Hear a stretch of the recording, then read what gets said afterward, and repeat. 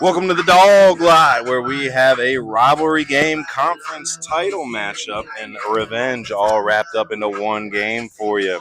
Aces on the bump, prospects throughout the rosters, and both teams hunting for glory. The Ironmen of Cherryville will try to shake off the rust from Tuesday's 7-0 loss to the Bulldogs, who themselves will keep trying to prove its bite is louder than its bark. The Southern Piedmont Conference title is on the line, so stay tuned. Baseball University of the Blue Ridge welcomes you to the Western North Carolina Scout Streaming Series. I'm Ryan Cook with Hunter Street, and we're live on the campus of Burns High School for a Southern Piedmont Conference matchup between the Cherryville Ironmen and the Burns Bulldogs. So again, this is a 2A, 3A, 4A split. It's got almost half the classifications in the state this year. I know it's got half the classifications our coverage area because we only cover up through 6A. It's a tough conference in the sense that there's 9 teams. Both these teams were forced into conference play week 1. Both teams, I know, especially for Burns, they like to try to put together a tough out-of-conference schedule, but that's hard to do when you got 9. So how many games does that end up being? That's 16 of your... 16 out of 24 conference games. That only leaves you 8 games, and I know we'll get into it later, but one of the teams tonight went down to Disney and only got to play 2. When normally, if you go on a road trip, you play 4, like some of our mountain and foothill teams. So, but hey, look, we saw Burns a couple weeks back in that matchup versus Stuart Kramer when we were down at Gastonia in Sims Legion Park, and it was a memorable game, probably the most exciting game that we had on this entire broadcast. Like, we're on game 18, game 17? Game 17, 18 filing out the week tomorrow from Haywood County, but tonight we're in Lawndale. First time, and I'll tell you, it really reminds me a lot of where I grew up in Carroll County, Maryland, kind of that Piedmont feeling. You see mountains in the background. It's got a unique feel to it, an older campus, but the powder blue and yellow is very present. You can tell there's a lot of pride in the sports teams here.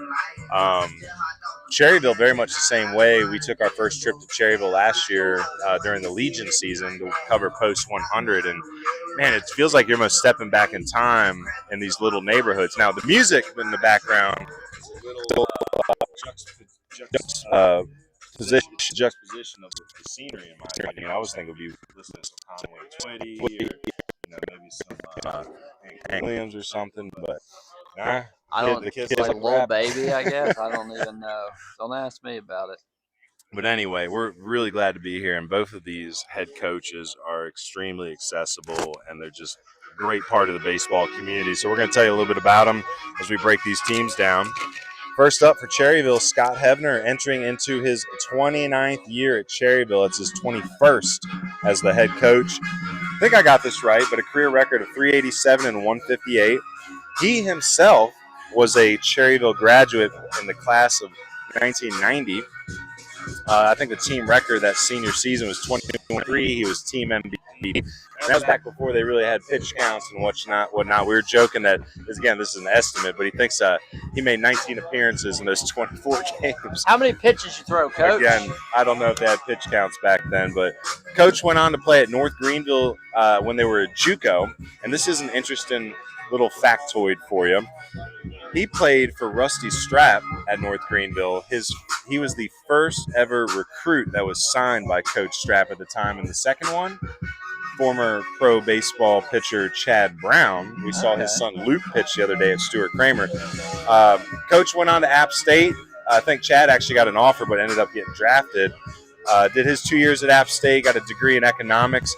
And he found out very quick that the business world was not for him. He did a little bit of time at Commercial Credit in Charlotte, but decided, hey, I got to get back into teaching baseball, into the community. So he actually got his first teaching job at Gaston County Alternative School back in 1997. Jumped on with famous coach Bobby Dale Reynolds over at American Legion Post 100 and coached with him from 97 to 2001. Joined Coach at the World Series appearance they made, but it wasn't always at Shelby. They traveled to Las Vegas back in 1998 for that American Legion World Series appearance. Around the same time, he started helping out with Bobby Dale at Post 100. A year later, he got hired on at Cherryville as 1998, where he was the JV head coach for 7 seasons. And Yeah, he was on staff for that 2001 1A state championship. He was at the helm in 2008 and 2016 for the 1A state championships as well. So again, Coach Hebner is very used to being around winning baseball, and Cherryville is one of the best. So on the other side, Coach Leonhardt, 16th year at Burns, is his 9th as the head coach. He was at the helm for that 2023 2A state championship run. Again, Burns, one of the most winningest teams over the last half a decade. And, we mentioned, again, it's just 16 years, ninth as a head coach, but coach is very humble on his bio, so that's all we got on him. So where did he play? Who knows? Who knows? Again, both of these coaches were great in helping us plan for the broadcast. But when it comes to the coaches of the Southern Piedmont, let's see how they thought this conference would shake out in the preseason coaches poll. Cherryville had 7 first-place votes, and Burns had 2. And there's Stuart Kramer lingering in 3rd place, no first-place votes, but this is exactly how the conference has been shaken out in the top 3. Currently, Cherryville standing at 9-1 in the conference, Burns at 10-1 in the conference. So Stuart Kramer also with only 1 loss. That was to Burns a couple weeks back. So, man, it's going to be a 3-way race to the top here. Well, our Foothills 10 Power Rankings are presented by Peak Performance Vault. At Peak Performance Vault, they believe every athlete has the potential to reach new heights and achieve their peak performance. Whether you're a seasoned pro or just starting, we provide a state-of-the-art training environment for baseball, softball, and golf that combines modern technology with personalized coaching. Located down at 352 West Main Street in Forest City, their phone number is 828-289-1592, or you can email them at peakperformancevault@gmail.com. And some shakeup's going to happen in the Foothills, man. Yeah, if you've been following us throughout the season, you see we do a Mountain 10 and a Foothills 10 every week. Hunter puts a lot of work into trying to collect statistics like run differential and the opponent's winning percentage. So we're trying to really break this down. And, the number one deciding factor is our own eyeballs. As we get out and see these teams, we get a real feel for where the talent is. North Lincoln lost to East Lincoln, and they also fell to South Point last night. So Alexander Central, depending on how they finish the week, they got a good chance here to be our new number 1 in the Foothills 10. Obviously, this game's got implications. Burns upset in Cherryville on Tuesday. We'll see what shakes out today on Thursday. Gaston Christian with a big win over Metro Lina earlier in the week. South Caldwell falls to Watauga, correct? Yeah. So, lots of shake-up. Stuart Kramer losing to North Gaston last night. It's out of conference, but still, it's going to be an interesting weekend compiling a new Foothills 10.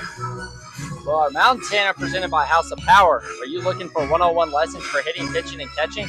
Strength and conditioning programs to develop explosive power, facility memberships you can train on your own schedule, or cage rentals for individuals and teams?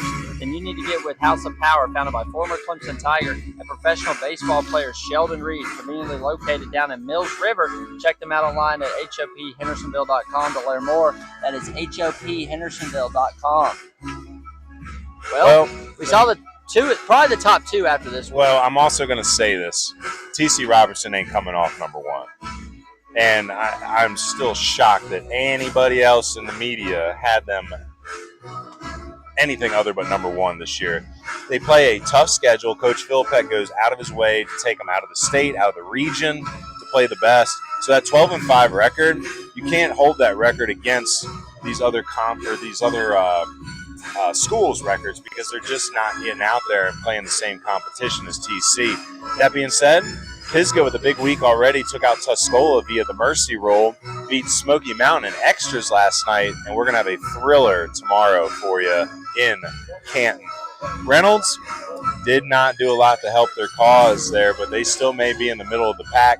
We'll see how their game with T.C. Robinson shakes out tomorrow as well. They'll have Duncan Carver on the bump. And maybe the upset of the year so far, Allegheny took out North Wilkes, so they're definitely going to slide as well. Brevard lost to East Henderson, so there's going to be shake-up.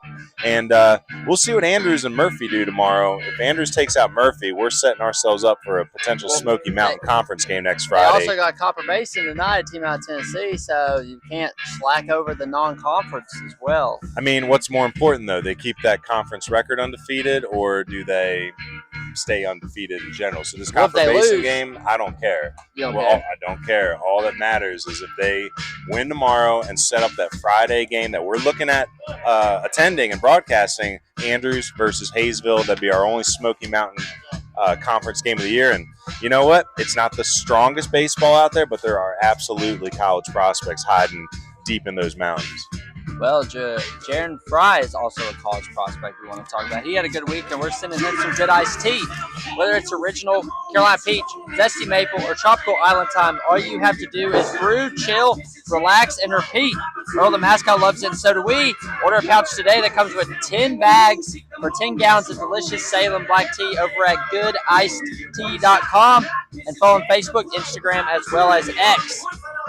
It is confirmed. Yates Tony, I got the feedback. He enjoyed the good iced tea. Gave it to him a couple weeks back when we saw him in Gastonia. Talked to his father the other day, asked about it. Hey, did you drink that tea? He said, man, that was some good iced tea. I was like, that's how it works. And Jaron got his as well. We saw him on Tuesday. Put the good iced tea and a certificate in his hands. Great young man. Enjoyed talking to him.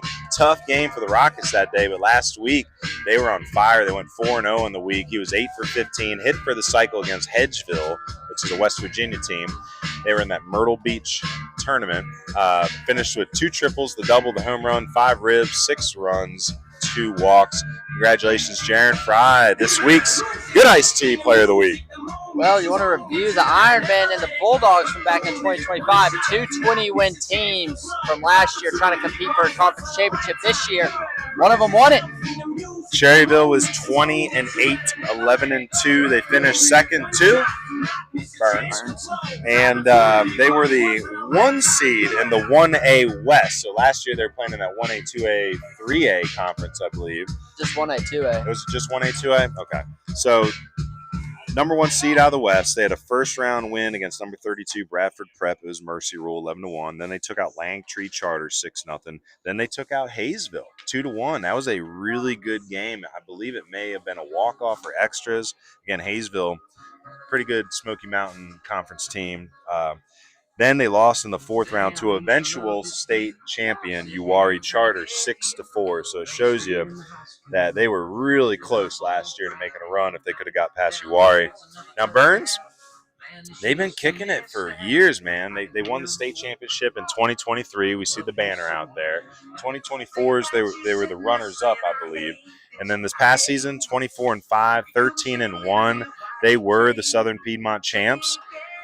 They were they were the number 4 seed in the 2A West. They beat Newton Conover 6-1 in the first round, beat number 13 Pine Lake Prep 9-0, but fell to number 5 Lincoln Charter 7-5 in that 3rd round. Lincoln Charter, a good baseball team. We've seen them a couple times this year. So a lot of good baseball down here in that Cleveland, Gaston, Lincoln County area. And they're off to great starts again this year. Cherryville 15-1 just this past Tuesday suffered their first loss versus Burns 9-1. Currently tied for first place. It's a 3-way tie in the 2A, 3A, 4A Southern Piedmont. Started the season in 15-0. They swept Lincolnton, Highland Tech, Shelby, West Lincoln. Had a good win against East Burke out of conference. Beat Crest. That's probably their most impressive win of the year, in my opinion. Beat Crest 5-3. Took out Patton. They beat Kings Mountain 17-7. So 2-0 in the Disney Wide World of Sports tournament. So, I mean, this is one of the best small school teams in the state here. Last week, they beat Notre Dame Catholic, which was out of Utica, New York, and they beat Xavier, which is out of Appleton, Wisconsin. It was actually close to where my folks live. This week, it's the 2 against Burns. They lost 7-0 on Tuesday, but that game was a lot closer than it looked. I was told it was 0-0 going into the 5th inning. It is what it is. It was a pitcher's duel that looked like a blowout. Burns 13-3. They're 10-1. Again, currently tied for first place with Cherryville and Stuart Kramer. They started off the season 10-0 as well. Both them and Burns jumped into conference play immediately. They were 2-1 in the Shelby Easter tournament. They took a loss to Chase, I think it was, in that tournament. Now, this past week, lost to Chase 4-2, beat Shelby 5-1, beat Kings Mountain 2-1, all in that Shelby Easter tournament. Again, this week, the 2 against Cherryville. And Hunter's got some notes, I believe, on their prior matchups because these guys go back a little bit. So last year they played, we were talking about this on the car ride down, they've been playing each other 3 times this season. So our question was, we couldn't remember, does the Southern Piedmont in the past have a conference tournament? From what I could tell, I think they did, because it was always that first week in May 2nd, 25, May 3rd, 24, May 5th, and 23. So the last 2 have been won by Burns, but Cherryville won that second game in the regular season back in 25, 2-1. A lot of close games here. Burns swept in 24, obviously, and then back in 23, Cherryville took the series 2 out of 3. So that was the year they won states. Cherryville actually took 2 or 3 out of them. So, well, we are in our Meineke pregame show, but we're going to show you our conference standings real quick, just so everybody knows what's on the line. Again, there's that 3-way tie. Again, I guess Cherryville technically 9-1 is a lower percentage, but with the 1 loss, that's what I'm looking at. So all 3 of these teams with 1 loss. East Gaston, good baseball team. They're probably going to be the 4th place this year with Highland Tech on their heels a little bit, but for the most part, it drops off after Highland Tech. Shelby a little bit better this year. West Lincoln played well in the CBAC last year, but they're rebuilding. Hayes Kaiser, good player over at West Lincoln. Lincolnton, they got Tyler Gates, great left-handed pitcher, but again, just real thin on the depth, and same with Bessemer. Cooper Hayes, recent commit to New River down there at Bessemer, but just not enough depth to compete with that top 3. Well, Meineke is a pregame sponsor for Baseball University of the Blue Ridges Western North Carolina Scout Streaming Series with numerous locations in the West North Carolina region. There's no better spot to get your vehicle seen and serviced. Whether it's an oil change, brakes, mufflers, tires and wheels, or AC, you name it, Meineke is doing car care right in Western North Carolina. And we're in the Where Are They Now, something you coined. I think we should put a trademark next to that. But for Cherryville, a guy I know very well, former Tar Heel Dalton Pence, want to talk about his venture into the pro ranks. Yeah, he's currently playing for the Hub City Spartanburgers, which Hunter hates that name. But he was a 2021 grad. He was drafted by the Cleveland Guardians in the 11th round. He was the 345th overall pick in the 2024 MLB draft. He went to Chapel Hill. Again, I know Hunter's a big Dogs fan, but I think his second allegiance is to the Tar Heels. And, yeah, he's a minor league baseball player right now, so small-town dream, living it. On the other side, Burns, they got a couple kids in college still. They got Colby Putnam down at Gardner-Webb. Marshall McGowan, he hit his first collegiate home run a few days ago for Western Carolina. Jackson Toney, older brother to Yates, he's at Powerhouse D2 Wingate. Nate DeRizzi, he was a graduate sidearm slinger from last year. He's at Caldwell. And Joseph Webb, he's a 2022 grad who started off at Liberty but is now, he is currently at Liberty after starting his collegiate career at East Carolina. And then want to shout out John Grigg, current head coach for Cleveland Community College. He also was a Burns grad. Want to share a few prospects that we want our viewers, especially our college coaches tuning in, to keep an eye on tonight. A couple commits for Cherryville. Concord University commit Talon Dalton. Saw Talon last year playing for Post 100. Very talented young man. He'll be playing for Coach Bailey at Concord next year. And then recent news, and congratulations to Erin Hebner, who recently committed to Caldwell. It's going to be a Cobra. Erin, a very seasoned arm. Saw him pitch twice last year for Post 100. Very impressed with the young man.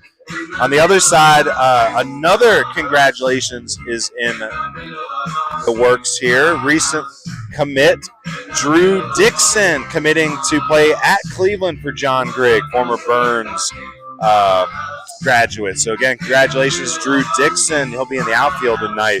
Some underclassmen to take a look at for Cherryville. Still got one senior uncommitted, and that's left-handed pitcher Camden Williams. He's trying to stay close to home, so looking at you, Cleveland, looking at you, Caldwell. Also have some 27s that were highly touted. Tonight's starting pitcher, Parker Anderson. Coach Hebner told me he's one of the best players on this team, and he's the bona fide ace on the bump.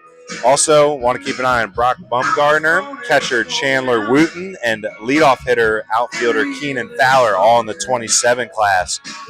Burns, now with Drew Dixon committed, no longer any uncommitted seniors, but we still have third baseman Andrew Yarborough in the 27 class, shortstop Max Davis in the 27 class, and Gage Camp, he'll be playing first base, also a pitcher, all in the 27 class.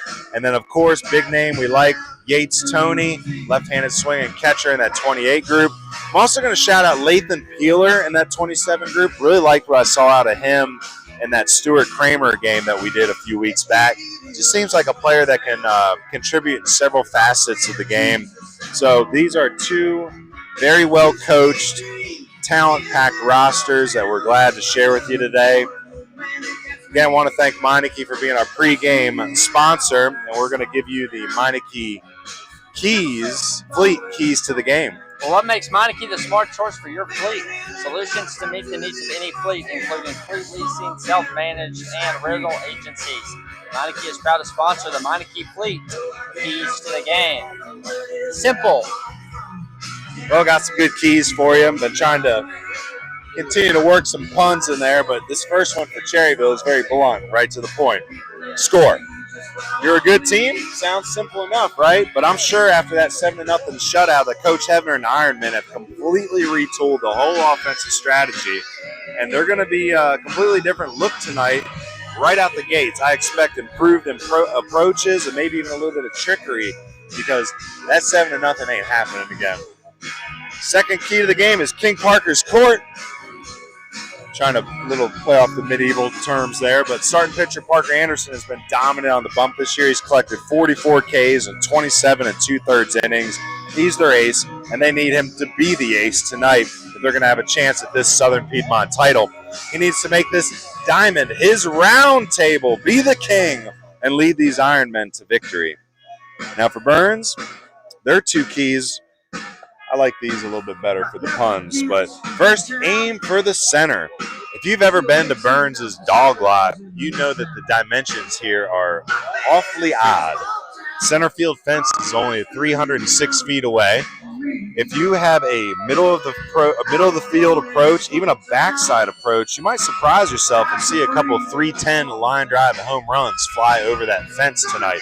So again, these dogs got to aim for the center of the field because hole in one to left center field, that's the deepest shot in the park. But anyway, the second key to the game is having a boot trick up their sleeves. So again, Brian Bootrick shoved, but in short work on Tuesday, Coach Leonhardt was able to keep his pitch count down so that he would be able to pitch today in some capacity.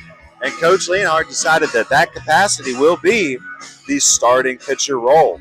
So if you know what talent, if you're looking for some talented freshmen to keep an eye on, this is one of the best. Brian Bootrick, in some capacity today, is going to be in a high-pressure spot and look for the young freshman to step up. Maybe he's too young for the moment. I like that sometimes with these young players. They're almost too green for the moment. So expect for Bootrick to be very tricky for the Cherryville Ironmen to figure out today. So again, I want to thank Meineke. That was our Meineke Fleet Keys to the game. So coaches meeting here at home plate. Again, these coaches very familiar with one another. Two great gentlemen of the game. They have historic backgrounds. They've been in the winner's circle several times. And they both know exactly what's up for grabs, what's on the line this evening. Again, glad to be at Burns first time. Really enjoy this campus. I like the layout. It's very quaint. Good crowd here. I see that a lot of the folks like to gather up here on the first base side hill. Coach Leonhardt put us in a great spot today. We were completely shaded, out of the heat. And we're in a good position to give you some quality play-by-play and color commentary today. So as they're discussing the ground rules, we want to thank all our sponsors. You're going to hear our inning sponsors in-game and our home and away sponsors be brought up today. Just remember, these are the guys that make this broadcast happen.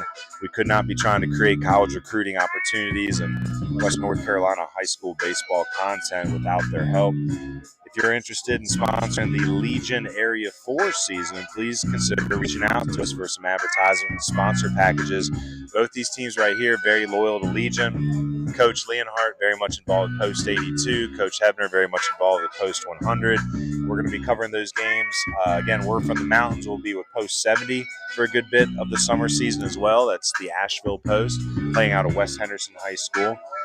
But that's one of the reasons we love this high school matchups, because it's community-based. We are high school Legion first. We are not big fans of the youth sports business industry. They make $40 billion a year, and participation has been down year after year. So I just don't see the correlation. We think that we need to bring sports back into our communities, try to inspire the best coaches, the best teachers, the best advisors in the area to try to get with their high schools and the local Legion programs to see about using that as a college recruiting opportunity to keep some money in these kids' pockets before they go off to college.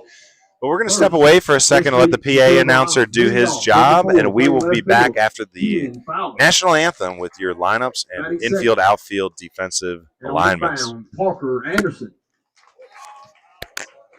Batting third, number 9, playing first base, Brock Bumgardner. In the 4 hole, number 1, playing shortstop, Talon Dalton. Batting next, number 6, the catcher, Chandler Wooten. Number 5, playing third, Davin Dye. Batting in the 7 hole, number 3, second baseman, Erin Hefner. Hitting 8th, number 15, Maddox Kerrigan. He is DHing for number 8, the center fielder, Jaden Adams. And batting 9th, number 11, Bryson Withers. The rest of the Cherryville Ironmen, Carter Willis, Camden Williams, Bryson Lamacchia, Camden Whitesides, Colton Robinson, Curtis Kester, Ethan Johnson, Bryson Yarborough, Lincoln Bain, Landon McCullough. The Cherryville are led by head coach Scott Hebner, Seth Freeman, Austin Treadway, Michael Whitesides, Jeff Williams, Brian Kaiser, and Leroy Montgomery.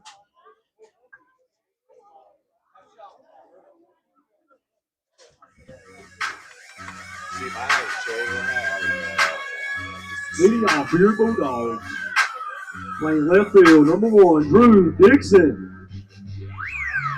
Batting second, behind the plate, number 15, Yates Tony. Playing third and bat third, number 13, Andrew Yarborough. In the 4 hole, shortstop, number 16, Max Davis. Hitting fifth, number 4, the center fielder, Mason Brawley.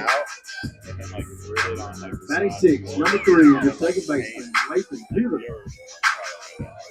Playing first and batting 7, number 17, Gage Kent. Hitting 8th, the right fielder, number 10, Ethan Robinson.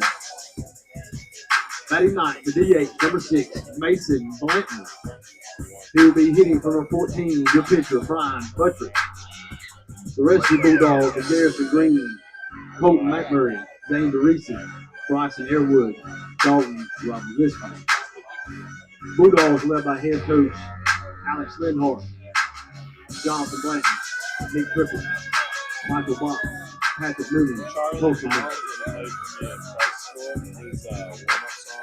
If everybody will please rise and remove caps for playing our national anthem.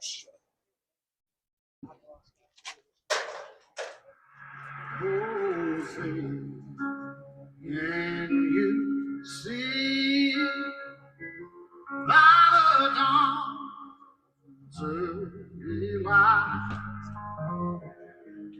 for so proudly we hailed at the twilight's last gleaming, whose broad stripes and bright stars through the pale Oh, the ramparts we walked were so gallantly streaming, and the rockets regular of our blood singing out, yeah, through the night that our flag was still there. Oh, say, does that star-spangled banner yet wave? Oh, the land of the free and the home of the brave.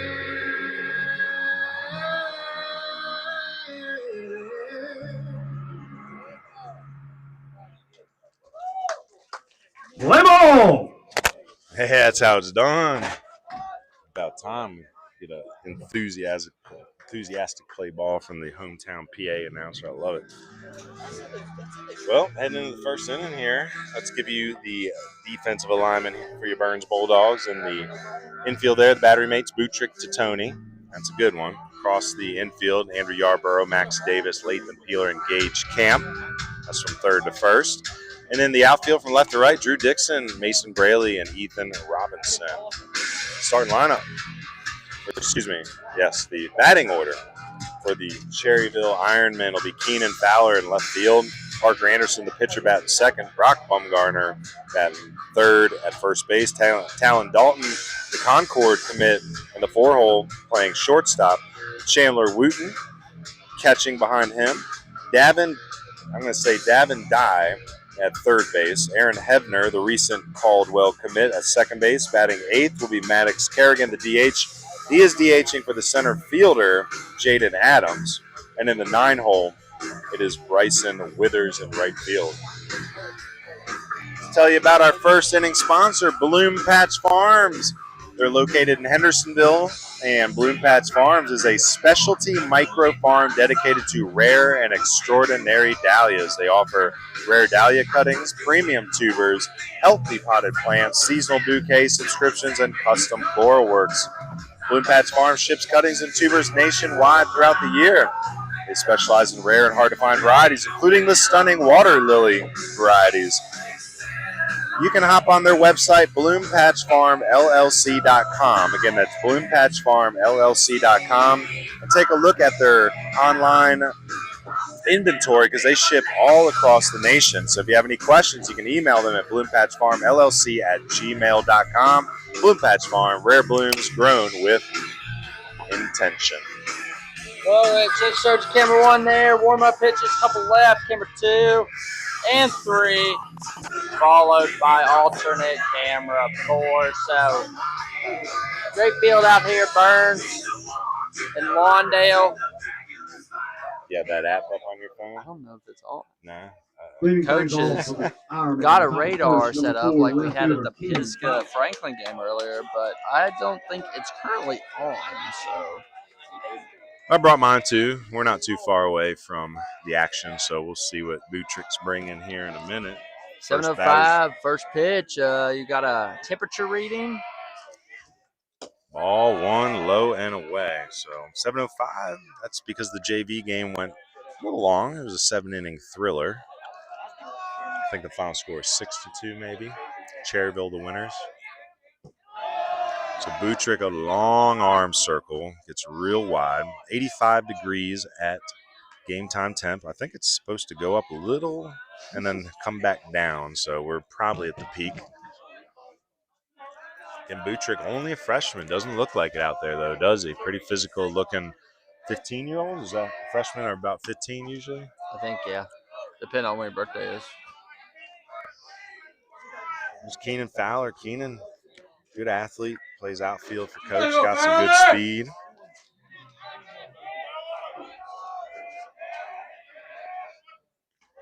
Curveball misses low, so we're going to go to 3-1 here on the leadoff hitter. Again, Coach Hebner told me Fowler's, scrappy. He's a guy that gets on base. He's going to do little things right. And he's out in left field this evening.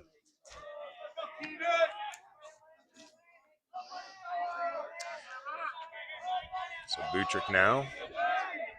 It's a 3-1 delivery. Swing and a drive to right field by Fowler.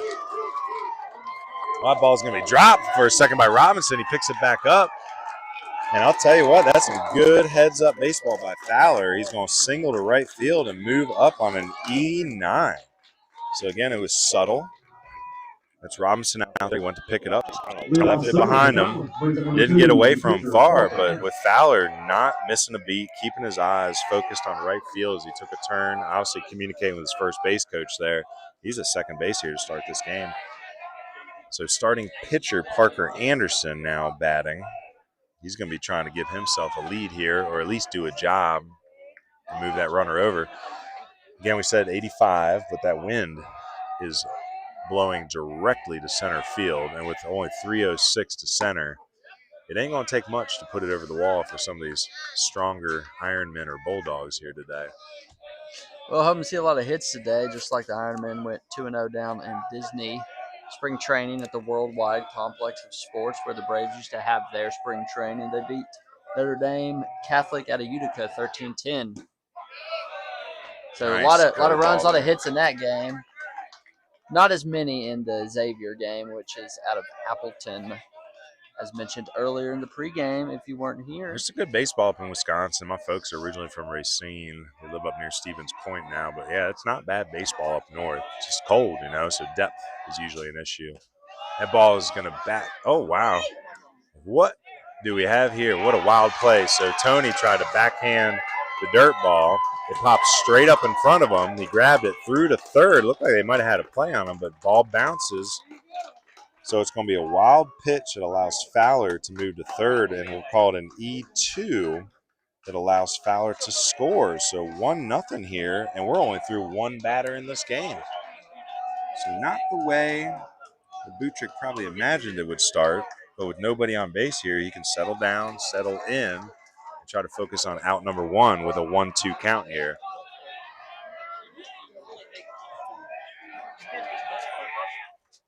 Pop fly. Oh, boy.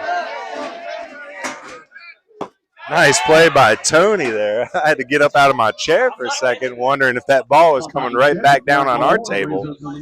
But a great play by Yates Tony. Did it the right way, too. Squared his body, got rid of the mask, let that ball come down. I saw that. It's funny. We were talking about that in the Shelby tournament.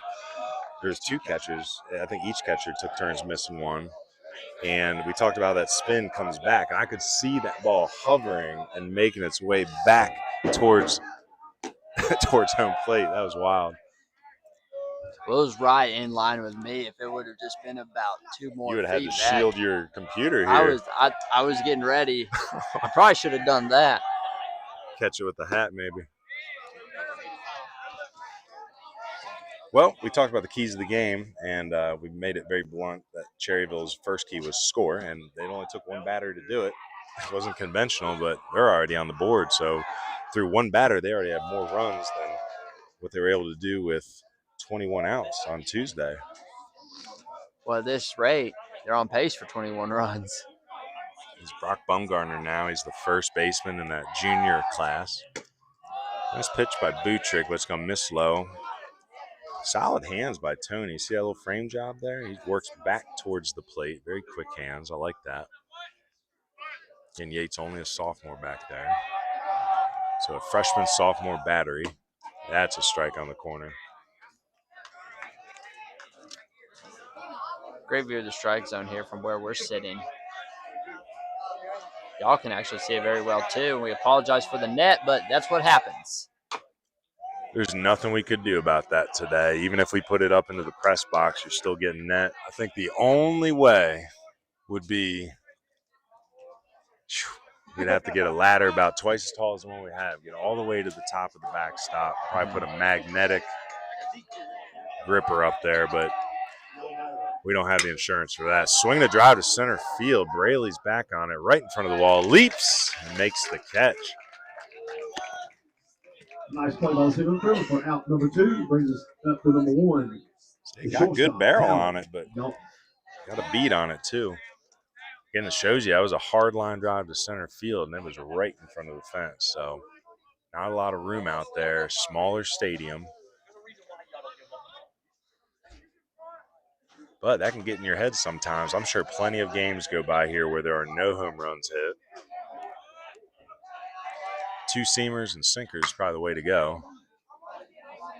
This is Talon Dalton now batting. Talon at shortstop. He's going to go play for Coach Drew Bailey up at Concord. Very good program, winning program up in the Mountain East.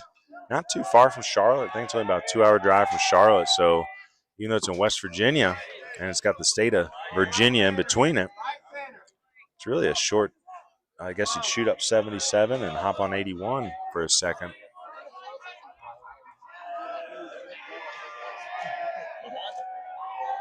Butrick delivers outside.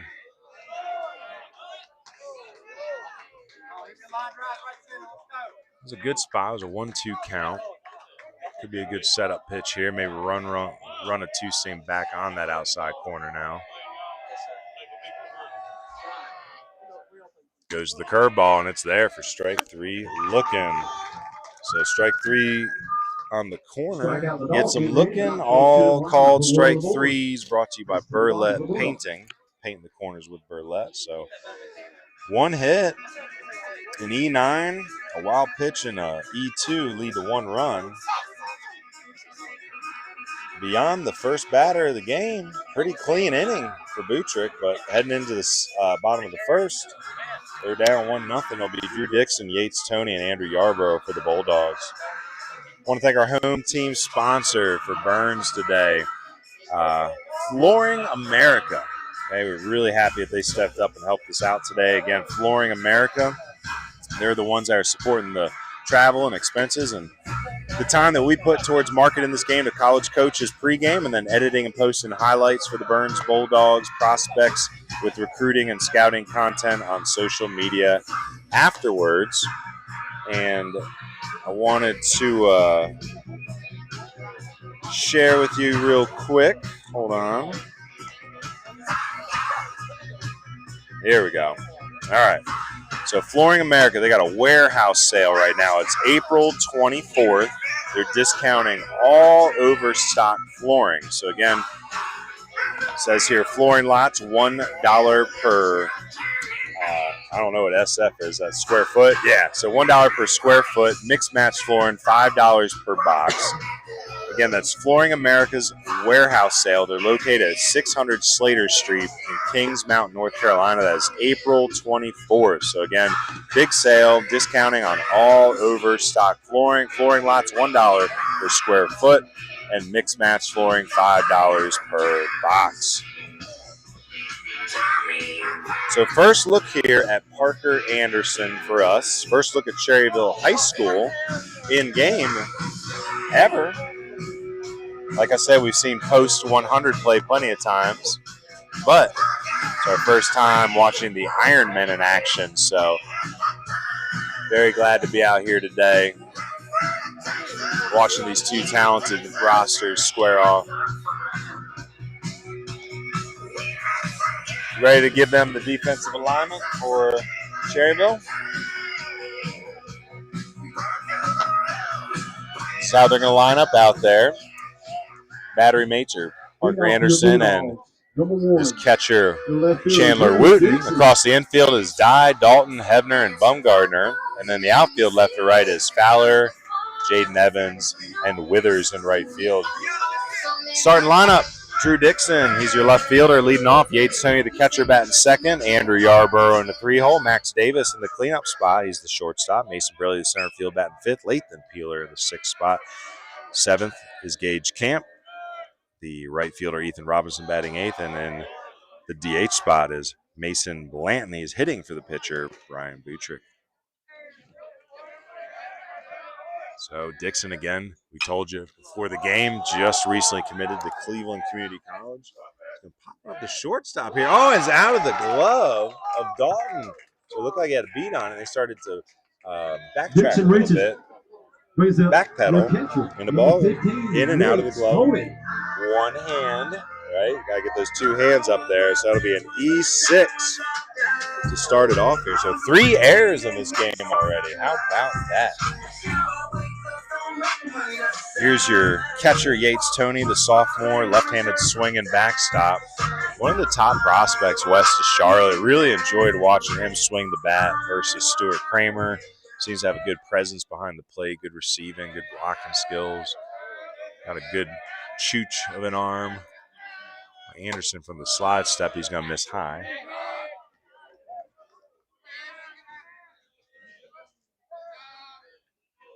Trying to get you your radar, but the app's being weird on our end, so. Curveball, I think he did. They're going to check to the umpire. Oh, they said no swing. I'm not a fan of that call. Coach Hevner is not liking that call either. I was going to say, if we have our alternative angles here, we could have probably seen that one. I'll have to go check that when I get home because all these cameras record the whole game from their spot, but we're only going to flip to a camera at a time. So sun in the eyes of the first baseman, Bumgarner, over there. Well, let's check it. So Hunter's looking at the replay here. He's going to give you his opinion. Oh, boy, his hands broke that plate. He missed that one. Had a strike one. It should have been, but swing and a drive down the right field line. That will find pay dirt. That's up against the wall. Tony around second. Here comes. Nope, Dixon going to put the brakes on out there, so it'll be second and third. Double by Tony. So Dixon to third base after reaching on the drop pop-up. Yates Tony swings and drives one down that right field line. That gives you an idea of his offensive potential there. And with a 1-0 lead, the Ironmen got there's 2 runners in scoring position here. The Ironmen have got to try to keep at bay here. But I think this early in the game, they'll probably sacrifice a run for an out. So we got a pinch runner for Yates Tony. Maybe. Let's see what the number is here in a second. It's a teen. I barely saw that. It's probably, I'm not sure. Unless he's still running for himself and just put the I think he's still running for himself. Yeah, it's still Yates out there. He must have came back to hand off or get his sliding mitt or something. Timeout here by the catcher, Wooten. He's going to walk out and communicate with his pitcher for a second, make sure their earpieces are working. There's Andrew Yarborough up to the plate. Andrew at third base tonight. Going from the windup is Anderson, so good secondaries on those bases. Probably going to be able to score both on the single. Timeout here called by Yarborough.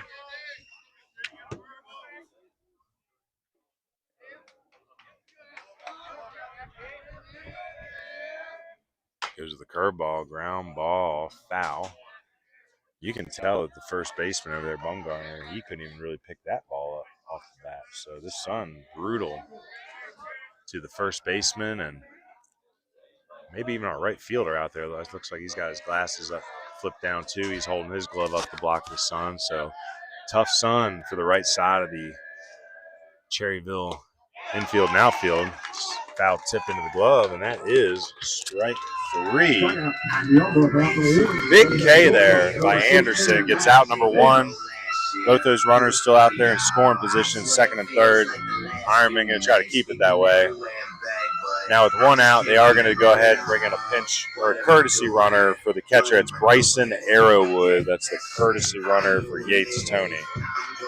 Well, Burns last week finished 2-1 in the Shelby tournaments. They didn't travel as far as Florida, but it took that opening game, lost to Chase 4-2, then proceeded to win 5-1 and 2-1 over host Shelby and fellow Second team, Kings Mountain. I mean, that Chase game was definitely an upset for sure, but, you know, they beat two solid teams to end the tournament. They got an Iron Outdoors mountain visit here. We can continue talking about Burns and how they won the first game over Cherryville on Tuesday. 7-0 over there at, I don't remember what that park was called, but we did a couple games. Buck Fraley Field, I Fraley believe. Field. Hopefully Nice we'll get back out stadium. there for some Legion games. We're talking about it coming down, trying to figure out what our schedule is going to be. No schedule produced yet for I Asheville texted Post them 70. about this game just to check in on some things. They said they've been busy trying to raise revenue. I guess they're trying to host the regionals or the state tournament or something this year. So, new hitter here, or hitter due up, Max Davis. Again, he's your shortstop tonight, swinging a left-handed stick. So, left-handed swinging infielder. Anderson trying to limit the damage. Third base move here. A little contact over there between the runner and the third baseman. So Cherryville Ironmen letting them know. Clattering around in there.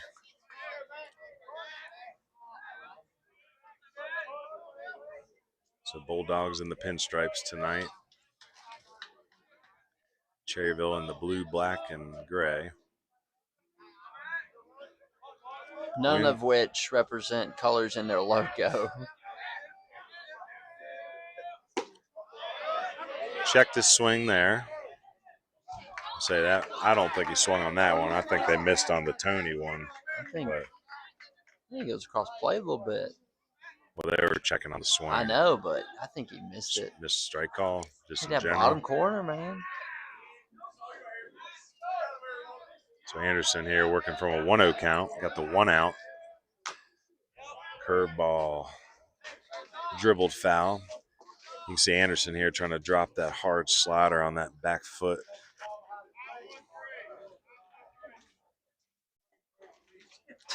Now I'll say, ideally here, if you can jam them inside, get a ground ball to your first baseman, typically that's the best way to hold that runner up at third. But with that sun still on the horizon here, beaming in the first baseman's eyes, you got to hope that that's the strategy. It works out. Getting a little bit more shade as the sun tries to set. Ooh, nice block up there by Wooten.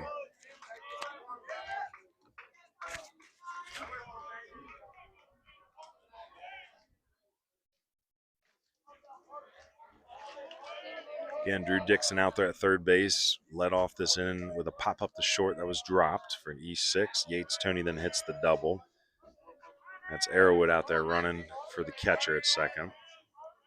Max Davis calls time again. Again, Cleveland County producing some good baseball players between Crest, Burns, Kings Mountain, and even Shelby. Shelby looking a lot better than they have in the past. Jaden Carty, good shortstop for them. So Shelby is a baseball county, a lot of history down here. So Anderson evens that count there with the strike call. It's 2-2.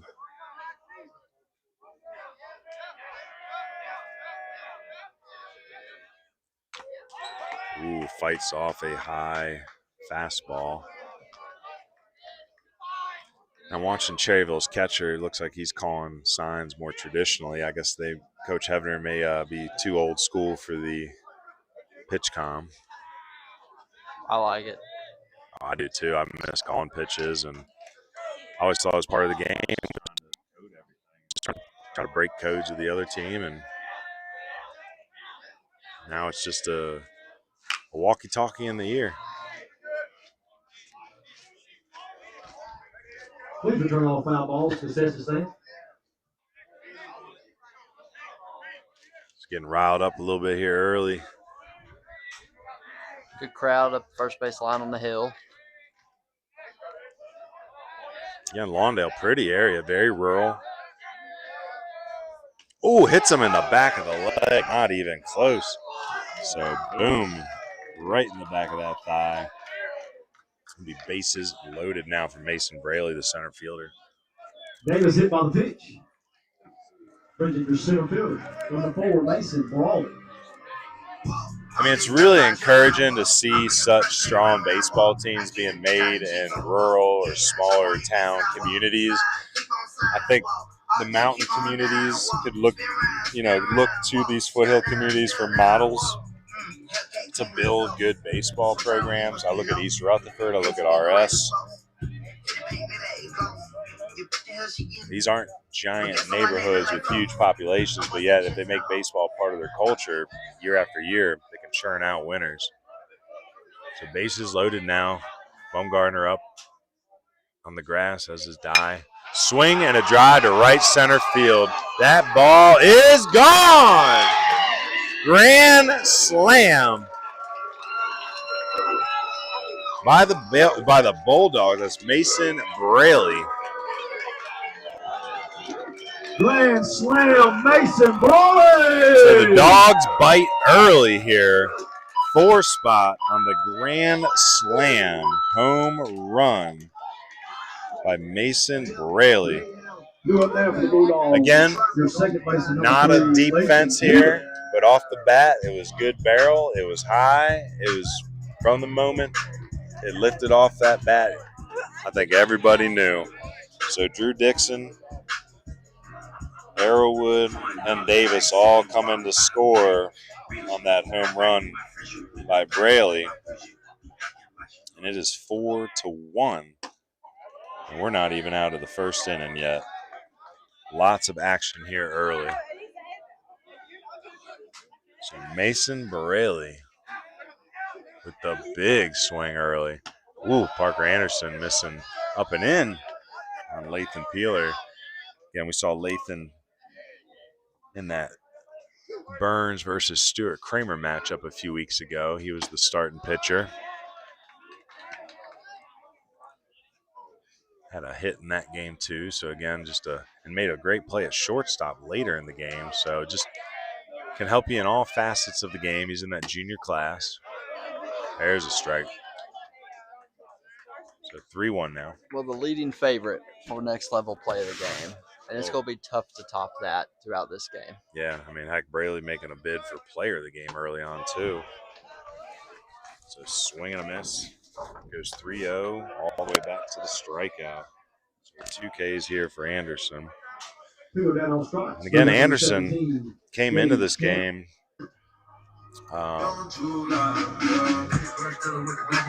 opponents were only hitting 234 off of him.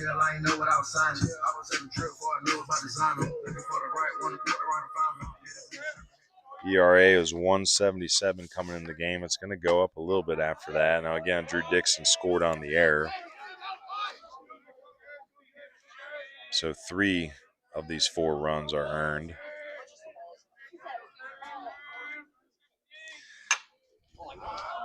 And again, Anderson he's 7-0 on the year with 2 saves, no losses. So that pop out ends it here. Is that foul territory, right?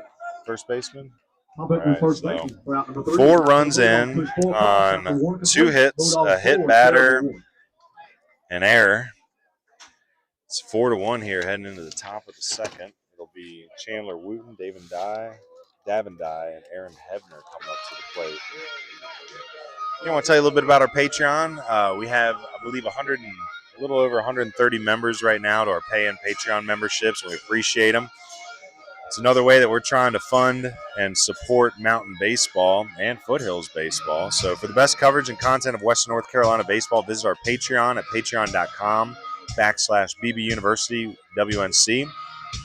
All sorts of stuff there for our paying members. We did conference previews, we did playoff predictions, power rankings, players of the weeks, podcasts, highlight films, articles, and the feedback's been great. We're working on our Region 8 state games mock rosters right now, and membership started only $1 a month. So again, your dollar goes to supporting mountain baseball, and all of it stays right here in Western North Carolina. We do have other memberships, $5, $10, $20, $50, and $100 with their perks and merchandise, and then those $50 and $100 memberships also help us build our scholarship fund, which we're getting ready to hand out here in June. We've been doing a scholarship the last 2 years. I put $500 down for a player the last 2 seasons, but the whole deal this year in year 3 of the scholarship is to add the extra Patreon revenue. So I think we're up at about $1,200 right now that we're going to be able to share to Western North Carolina players for scholarships. So again, philanthropic, community based.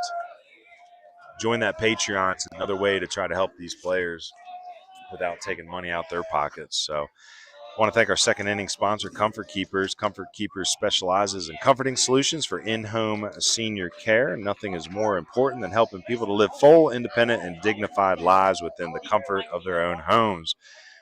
So they're serving Buncombe and Henderson County, and they're also hiring for part-time positions. So they need flexible people available for AM and PM shifts in the Asheville and Hendersonville areas. So contact them today at 828-687-1199 or at asheville@comfortkeepers.com.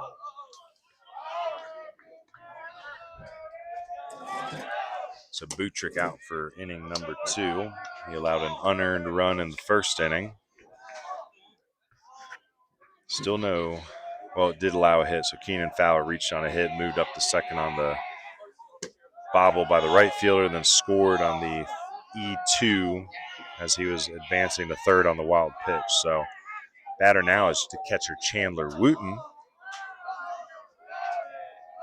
Wooten having a good year. Again, he's been behind the plate. Coach said he was dealing with an injury the last week or so, but fully healthy now. He takes ball 4. So Wooten heads on down to first base. This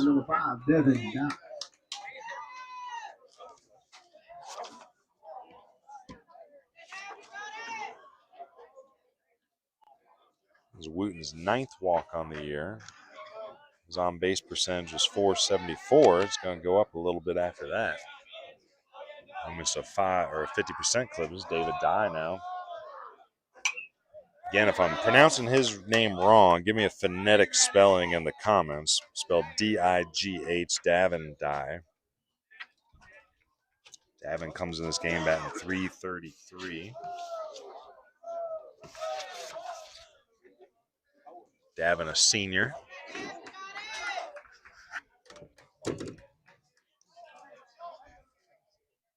Three doubles on the year. So Dye here going to try to push this runner forward or extend the rally here. Runner goes on a curveball that stayed up. Nice throw by Tony, but it bounces away from the shortstop. That's going to allow Dye to move up. So unfortunately for Tony, he's going to be charged with an error on the throw, but it wasn't a bad throw. Just a little in-between hop there, right on the money. So a stolen base for Wooten. Moves up on the E2. And now Dye, the runner in scoring position. This is looking a little similar to the first one here with the leadoff hitter. Misses high here. So Butrick showing a little visual frustration there on the face. 2-1 count. Again, young freshman here. Got himself a 3-run lead to work with. Swing and a miss here by Dye. It's going to even it up here, 2-2.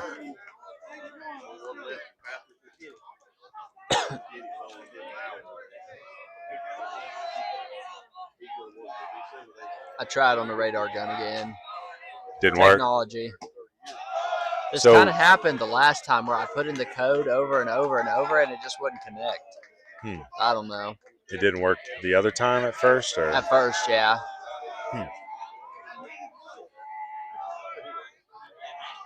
3-2 count here. Big pitch. Swing and a pop up in the middle of the field here. Second baseman Peeler's back. Center fielder Braley's going to call him off. Throw comes in. No advancement by Wooten. So 1 out. Fly out the center, fly out the hole, brings up your second base, number 3, Erin Hefner. Walk over and do it myself.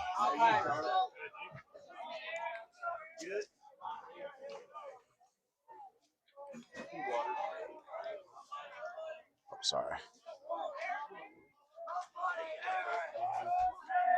So here's Aaron Hebner, recent Caldwell commit. Fastball 84.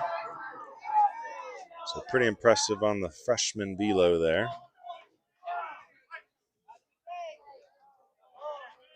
But falls behind 1-0. 83 on the gun, so 83-84 here early for Buttrick. Please recall foul balls to the concession stand. 1-1 count. Again, you look at Braley out there in center field, it almost looks like he's like got his back against the wall. Shows you the dimensions here. They are wild. Curveball from Buttrick gets a swing and a miss. So 1-2 count now. Again, Wooten's still down there at third base.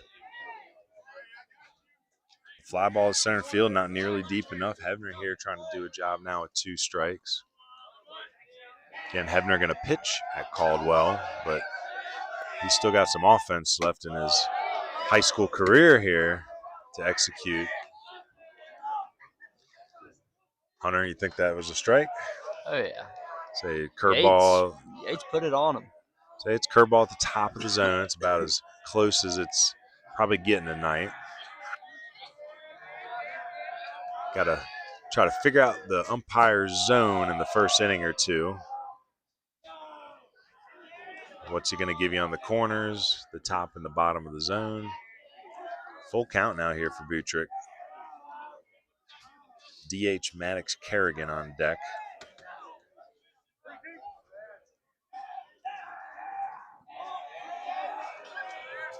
Full count coming.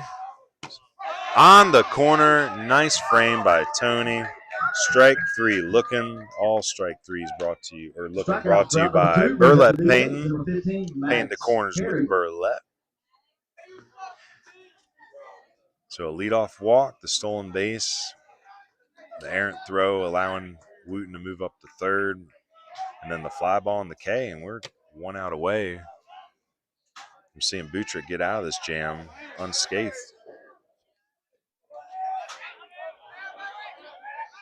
Again, Kerrigan DHing for the center fielder tonight, Jaden Adams. Designated hitter. He's been designated to hit, so this is his job right now. Looking for a 2-out RBI.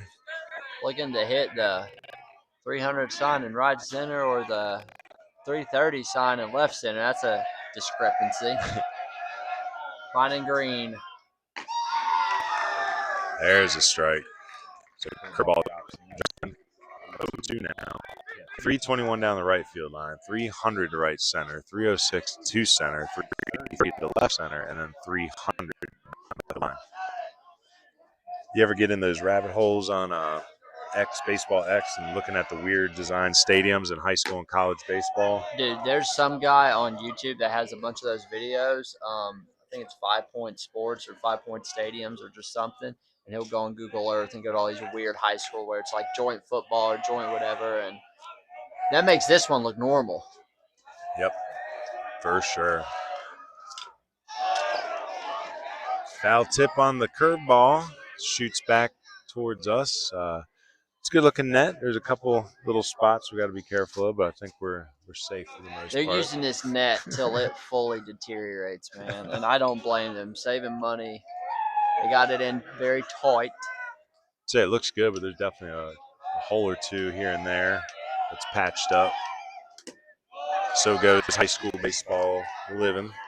Ball got stuck on top of the brick backstop underneath the net on one of the pass balls that hops up. So that is a out of play, everybody move, throw your hands up situation. So we'll see if we see any of those tonight. I don't know about along the foul lines, if there's any holes at the bottom. Works in full. Whoa. Good work here by Kerrigan. Say Buttrick's pitch count being challenged a little bit here. Again, he's got a 3-run lead. He can breathe here. It's not as high pressure as the freshman may think.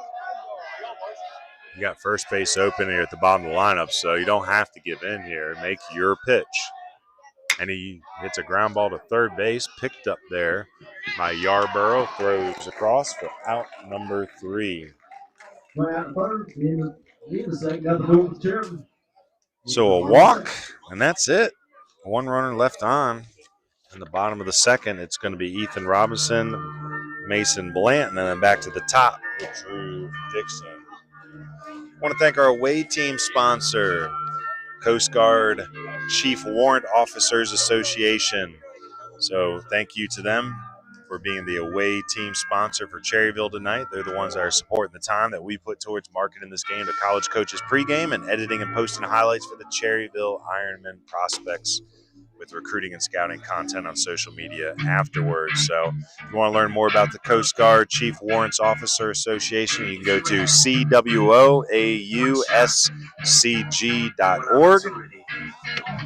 Again, we do a lot of Legion baseball, so we respect our veterans, and that includes the Coast Guard.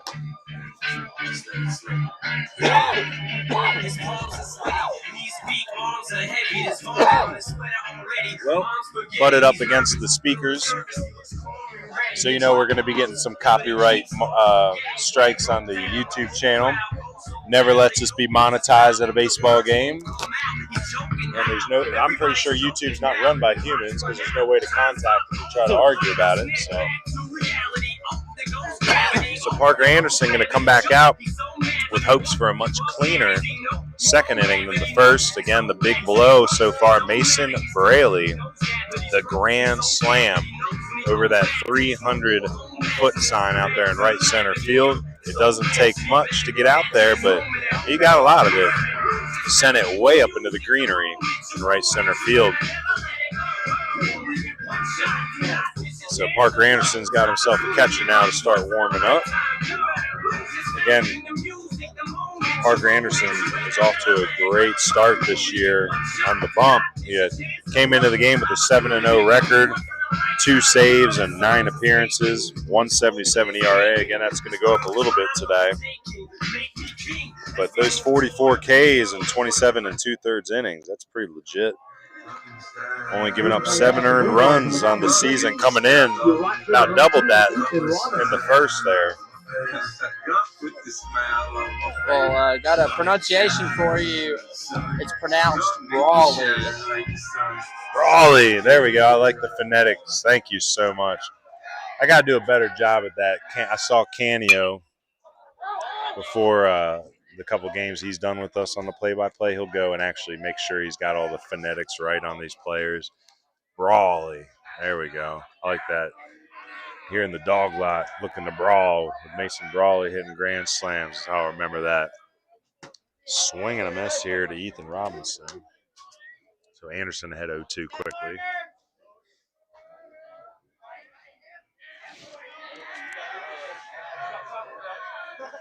Delivery. Misses up. So Ethan Robinson, the senior.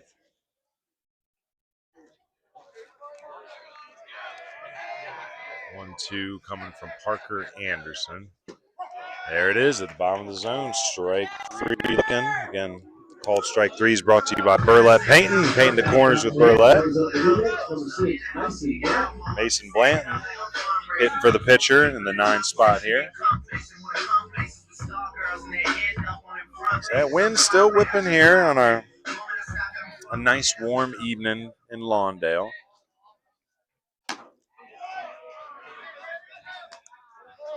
Swing and a miss. See, a lot of these Bulldogs like to rock the under the uni hoodie. Looks like a little cape, you know. A little too hot for that right now, I think. Having that extra weight and sweat there.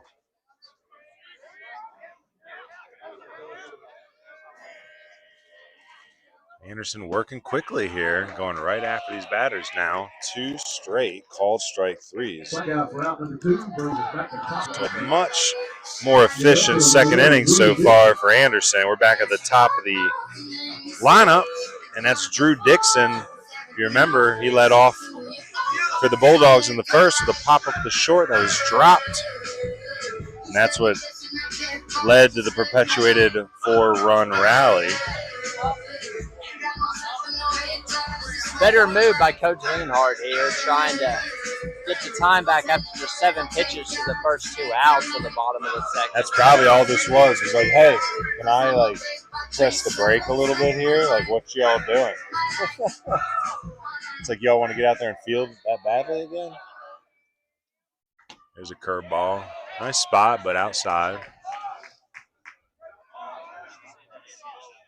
So Anderson, not the tallest frame, but he does look strong and stout. Moves quickly, compact, a lot of body control, quick arm.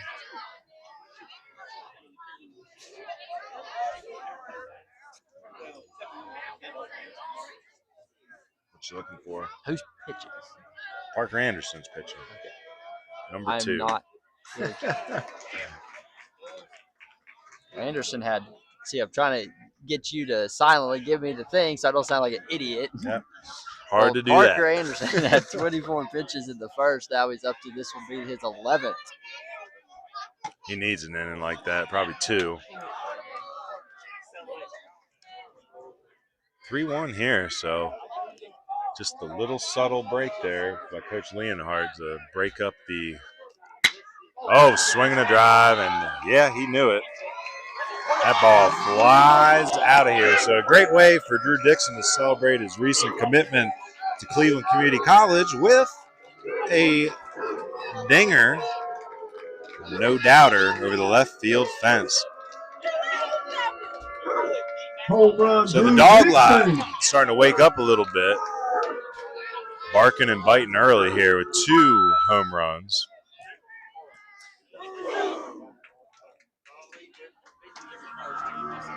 Cherryville's going to have to try to tap into that type of power here later in the game and take advantage of these short fences if they're going to run back into it. Coach Hevner making some noise here. Not happy with the home bat plate flip there. umpire. I would say he said, don't show my team up, right? Well, hopefully the Ironmen can use that as some motivation here.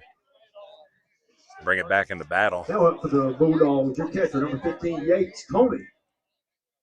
I'll bring Yates Tony up for a second time. Yates hit that double in the first inning to make it second and third after Dixon reached on the air. Nobody on for him now. So trying to regenerate a 2-out rally here.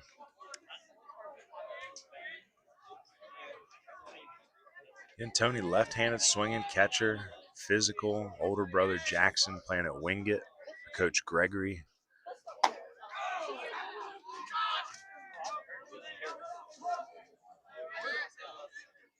So I'm sure Yates will be on the summer showcase scene as he's a 2028 grad. I'm sure Coach Leonhardt's probably trying to talk him into playing post-82 Legion, which would be awesome.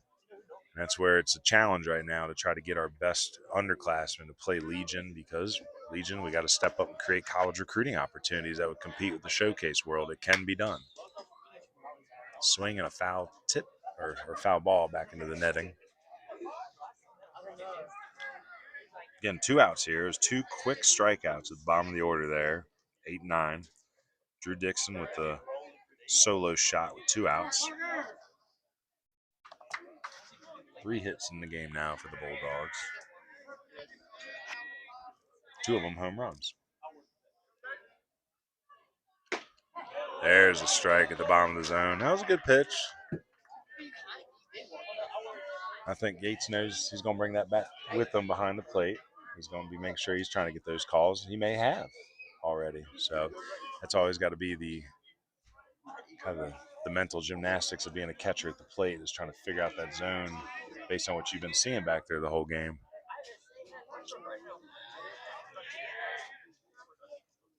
Ground ball hit hard into the ground. Picked up, thrown across by Dalton, but not in time. That ball was bounding and bounding and bounding.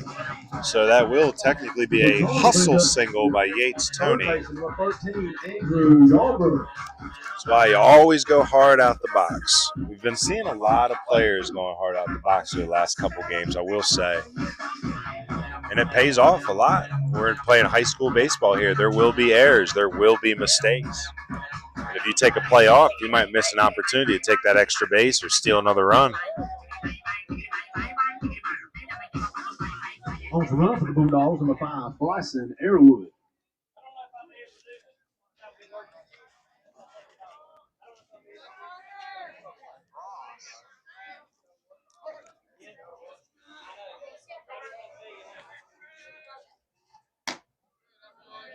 The batter now, Andrew Yarborough, is strikeout victim his first time up.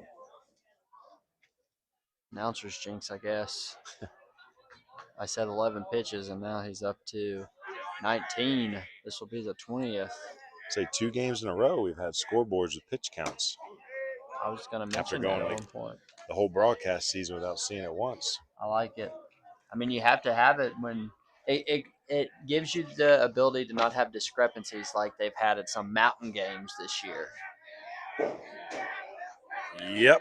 You always hear the rumors in the small schools up in the mountains about that fudging of the pitch count. Line drive softly hit the shortstop. Nice play by Dalton, able to get that throw to second quickly for the force out. So 6-4 ends it. It's a fielder's choice for Yarborough. 1 run in on the Dixon bomb. Heading into the top of the 3rd, it'll be Bryson Withers in the 9-hole, then back to the top with Keenan Fowler and Parker Anderson. Want to stay connected on social media with Baseball University of the Blue Ridge? Well, then like and subscribe on the YouTube channel. You're watching it right there. So if you haven't subscribed yet, please do. And then go ahead and like us on Facebook, like us on X, and like us on Instagram. Our handle is BB University WNC. Again, social media, I'm not a big tech guy, but I'll try to break it down for you. They're like me. I don't really understand it all. X is for the college recruiting. You guys don't need to go out and purchase these recruiting website profile pages anymore. X is where all the college coaches hang out, so save yourself some money. Instagram, well, it's what the kids like. It's all about the images, the pictures. We post all our flyers and our highlight videos up there too. Not sure how much college recruiting is happening on Instagram. And then Facebook, that's just good for getting into the baseball communities and neighborhoods around Western North Carolina. Some of you may see we try to find your Cleveland County Facebook pages. There's the Cleveland County Gossip Hole. We found that one the other day. Had some people arguing about our power rankings, not realizing they were the Week 3 rankings. Tried to turn their eyes towards the Week 7 ones. But, hey, any engagement's good engagement because nobody else is doing coverage of Western North Carolina baseball like we are. So hop on and find us on the social media. And you can also hop on our website at baseballu.org to learn a little bit more about what we offer for college recruiting, help, and services. Lead on things for the Ironmen in the top of 3rd and 11. I want to thank our 3rd inning sponsor, American Legion Post 70 Asheville. American Legion is a proud sponsor of Baseball University of the Blue Ridge, and we're here to remind you that Legion Baseball is back in Western North Carolina, and our best players should be planning on playing year in and year out. Senior Legion tryouts are over, but Junior Legion still has one coming up at the end of the month. And remember, Post 70, we won Area 4, we won states, we won regionals, and we made it all the way to Shelby for the World Series. They went 2-1, losing or getting eliminated on a tiebreaker. So it was a great run. It's good for baseball. Here's a ground ball to shortstop. This is booted there by Max Davis. So a couple errors. I think, are we up to 5 in the game? 5 in the game, 4 for the home Dogs. So E6, I'll bring Keenan Fowler back to the plate for a second time. Keenan hit that line drive backside single. It was booted around out there by Robinson, allowed Fowler to get to second. Went to 3rd on a wild pitch. Tony tried to make the throw. It bounced out into left field, and he scored a run. So it was Mr. Fowler's wild ride there in the 1st inning. He's going to try to get something going here with a runner on 1st and nobody out. Pickoff attempt here by Butrick. All right, good time to get some velos on Mr. Butrick as well. I haven't seen him yet.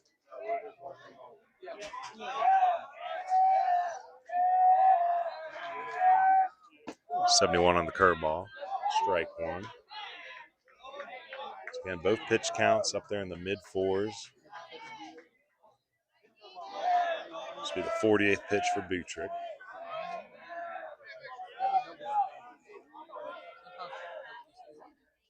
It's a fastball at 86, so Velo's starting to rise. It was 83, 84 in the first, up to 86 now. So getting juicy out there, mid-eights. You know, the freshmen are in mid-eights.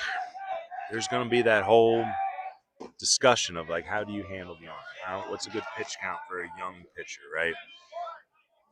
Not 105. I don't, you know, I mean, again, I'm a pitching guy. I try to train our guys throughout the season to be prepared for that 105 game if you need it.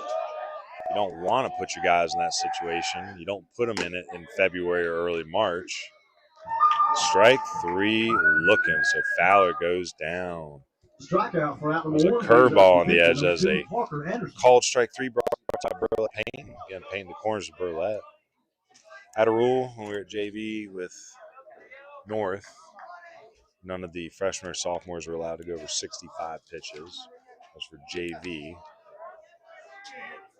Again, if you're going to have your younger guys roll 100 pitches, they better have a good recovery plan. They should be running that night. Water. Probably drinking milk, protein. And then the next day, they need to stretch, go through their recovery routines. Ground ball bounding over the dugout. So again, 5-1 here, top 3.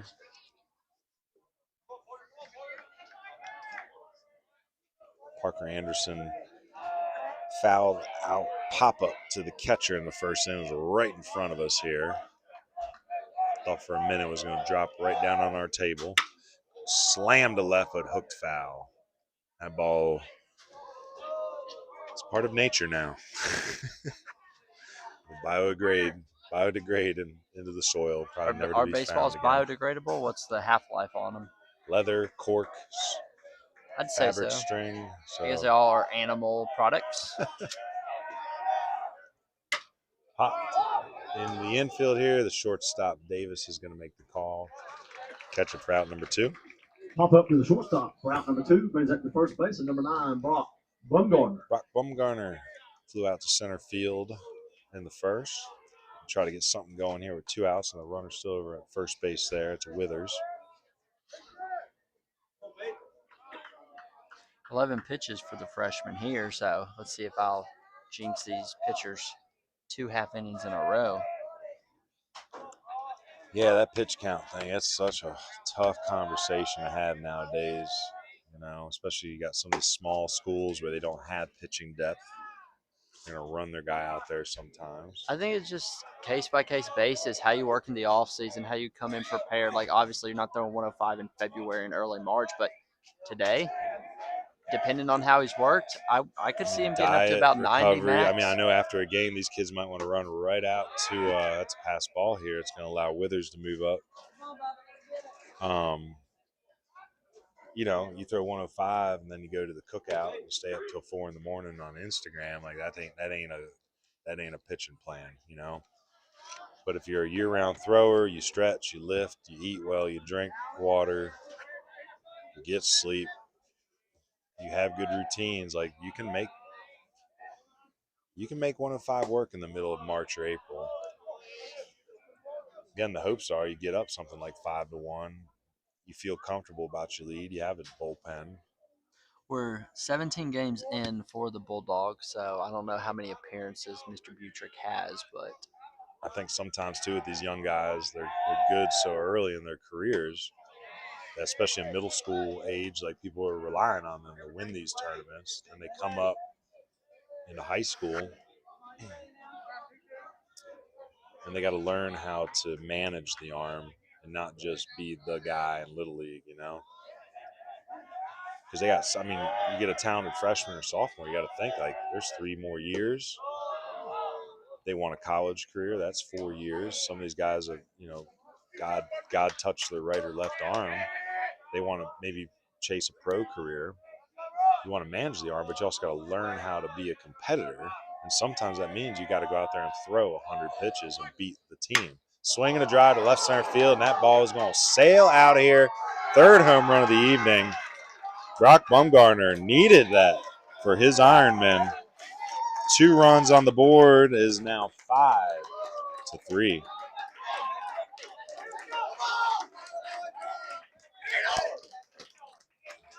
So Bumgarner trying to pump up these Ironmen.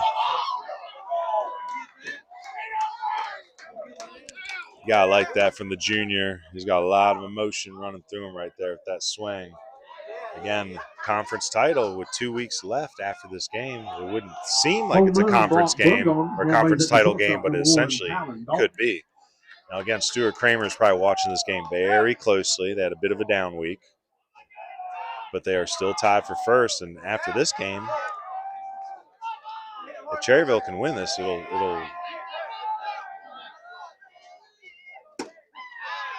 say if Cherryville can win this, they'll actually Stuart Kramer will move up into second place.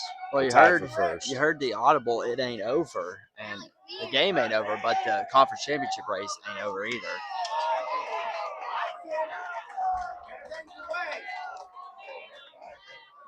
So 61 pitches right now for the young Butrick.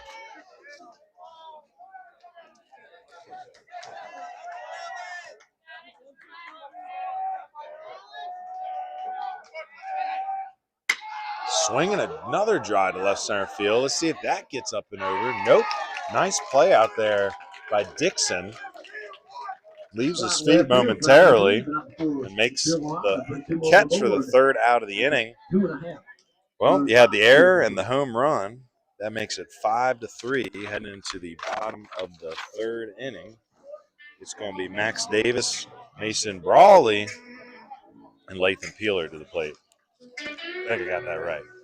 I want to thank our in-game sponsors. So you've been hearing a few businesses being mentioned as the action of the game goes on. There's a few more you'll hear throughout the game as well. We have our we have our Ion Outdoors Mound Visit sponsor, our Chad McMahon State Farm Insurance Runs sponsor. For Web Gems, we have our Granning Landscapes, our Granning Glove Work sponsor. For Stolen Bases, it's Hauling Solutions and Grading is our Stolen Base sponsor. For Called Strike Threes, it's Burlett Painting the corners with Burlett.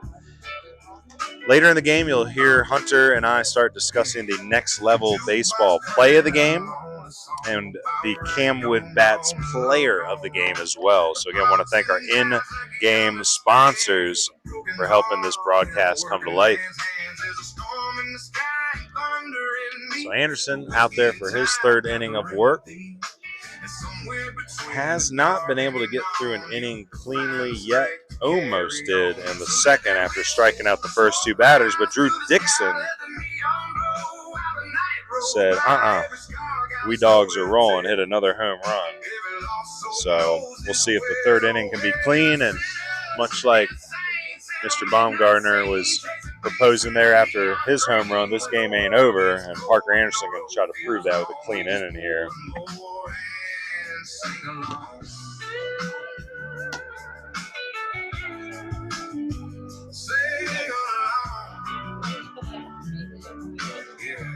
Also got to shout out our families a little bit, wouldn't you say, Hunter? Our families deal with us traveling all spring.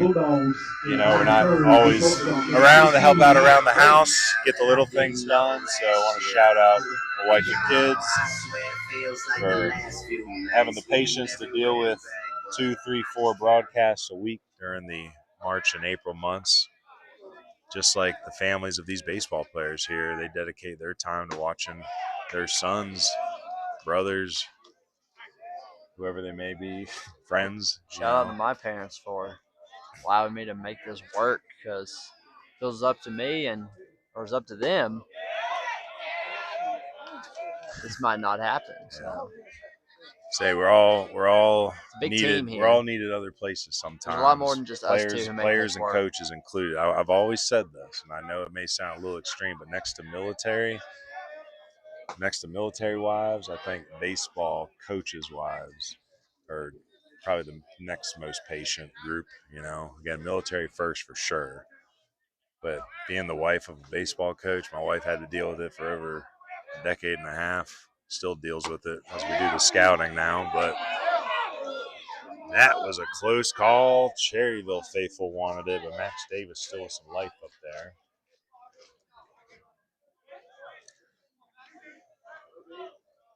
But it's a good culture. Baseball can bring communities together, and it's very evident that that is true in Lawndale and in Cherryville.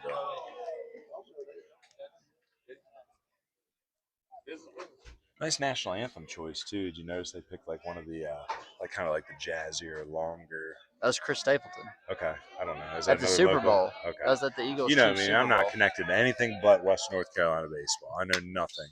I had a buddy last night text me. He sent me a picture. He's watching a game in a baseball stadium. I couldn't figure out which one. He said, "I'm at American Family Insurance Park or something."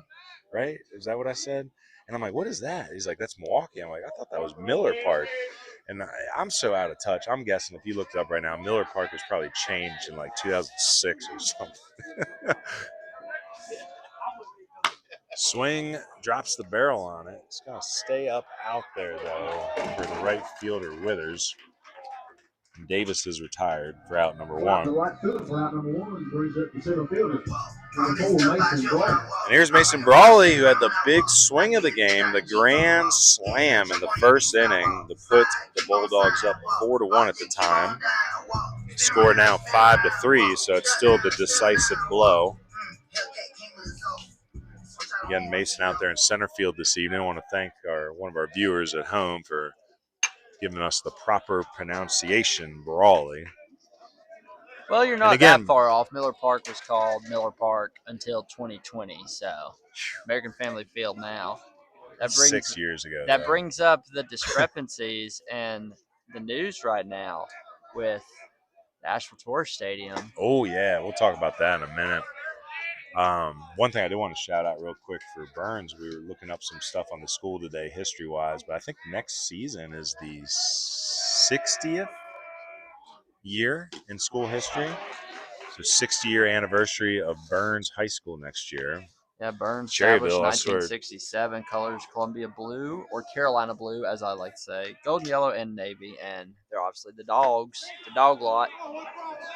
But yeah, you were saying Cherryville, 1908 established, but that was like Cherryville Academy. Yeah. So there's some schools. I was reading about a lot of the community schools in both Cleveland and Lincoln, and it's really interesting on the consolidation process throughout the years. But man, Cherryville, they've had so much history. You almost feel like they, Revolutionary War, established the country, and then Cherryville baseball, in that order. They're established 1908, colors royal blue and white, and their mascot are the Ironmen.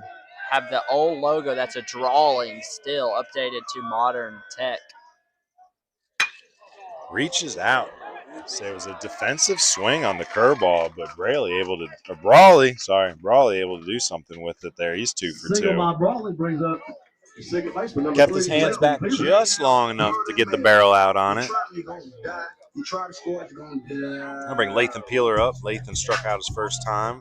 Again, really impressed with Lathan in that Stuart Kramer game. Was starting pitcher, gave a good effort. Then went in as shortstop, made some great plays. I believe he had an RBI single in the game. So one of Coach Leonhardt's top performers, gives it his all in every facet of the game. There's a ground ball. Nice play there by Dot. He's able to get it to second base just in the nick of time. So it's 5-4 on the putout via fielder's choice for Peeler.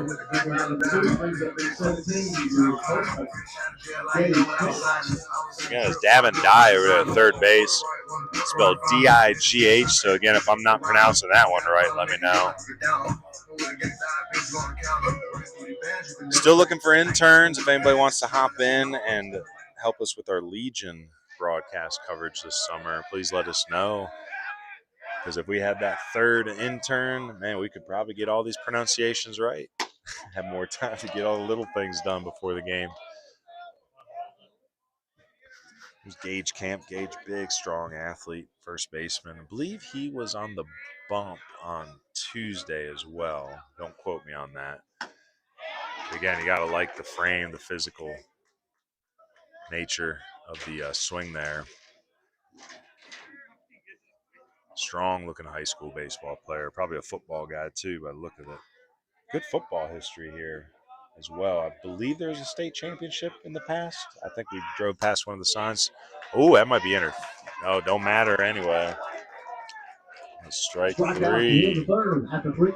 Say if it was a strike three, you might have got him on interference there. But got the single in the inning by Brawley, but that's it. Left stranded. So score 5-3. Pitch counts 62 for Butrick as he makes his way out, and 63 for Anderson. Heading into the top of the fourth inning will be the catcher Chandler Wooten, the third baseman Davin Dye, and the second baseman Aaron Hebner due up.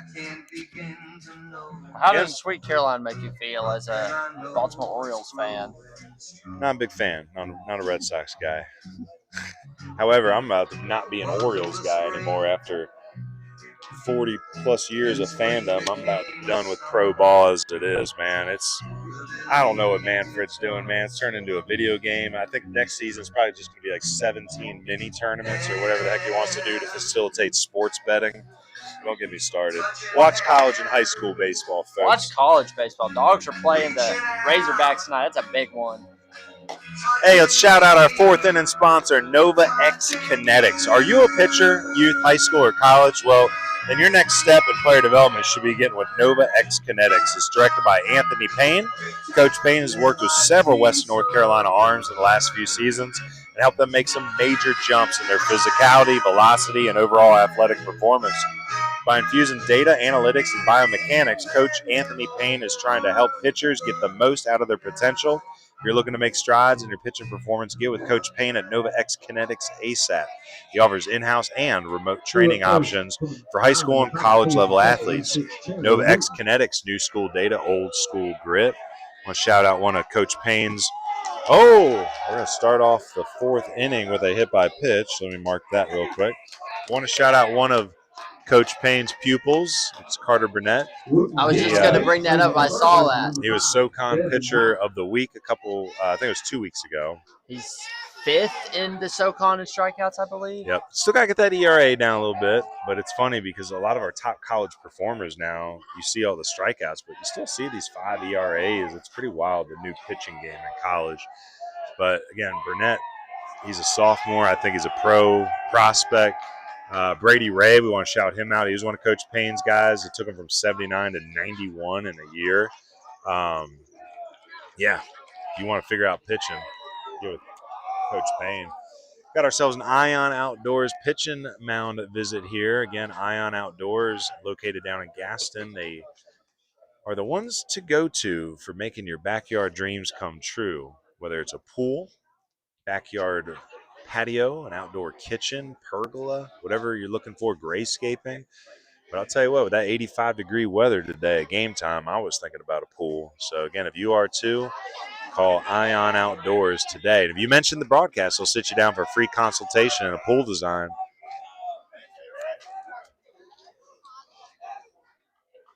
Anybody in your neighborhood got a pool when you were growing up? A couple of friends had pools that we went to, but not very often. We played in the creek.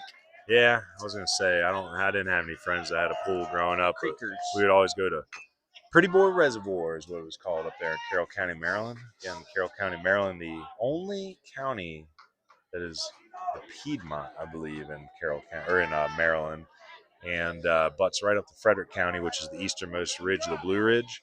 So again, I know I'm from Maryland, but remember it's below the Mason-Dixon line, and I was in the foothills of Maryland, so it feels a lot like Lawndale. Like what Lawndale feels like is what Hampstead, Maryland felt like growing up. So really love living down here.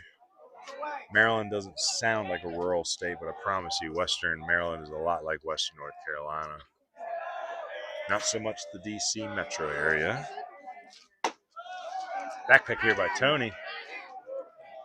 Gets back in. Back in safely, but getting up off that base there. Just trying to figure out if he came off at all. So again, Butrick has been up to 86 on the gun tonight. Started this game 83, 84, so gaining velocity as the freshman goes along. Turns the bunt again. Bunts through it, and yes, he did. That will be a strike. So Dye behind now, 1-2. Think Coach Hebner's stubborn and gives him the bunt with 2 strikes? If he's old school. Yeah, but we're also counting outs now. We're in the 4th inning, you know, so we'll see what the call is. He is not going to square. He's going to pop one foul here, and that is out of play. Very comfortable Western North Carolina evening right now. I was a little worried. I was like, man, should I pack a sweatshirt? The answer is no. It is perfectly fine out here right now.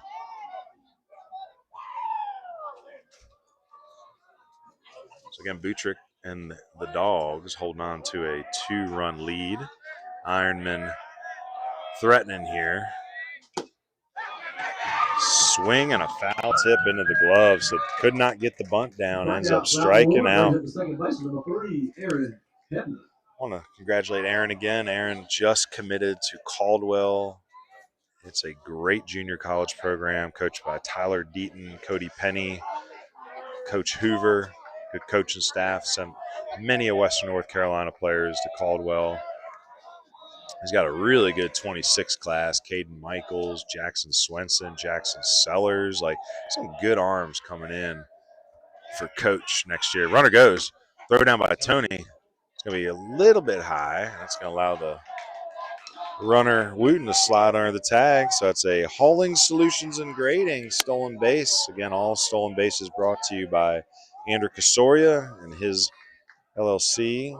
Hauling Solutions and Grading up there in Henderson County, hauling dirt, gravel, mulch. So just like he's hauling materials all around Western North Carolina, it's Chandler Wooten hauling tail there to second base. So see if Hebner can plate him now. So with Dye unable to get the bunt down, Wooten's like, I'll just take the base myself.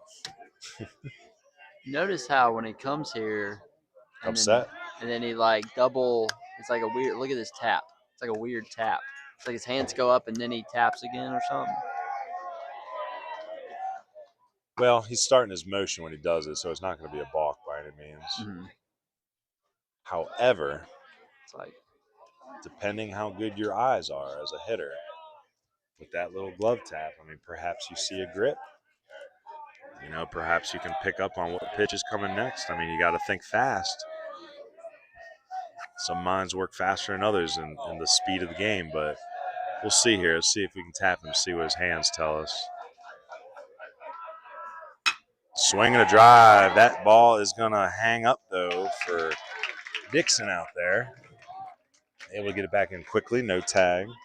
Nice run and play by So Hebner got some good barrel on it, but it's out number 2. Here's Maddox Carrington now, ground out to third base to end the second. Left a runner on third in that inning.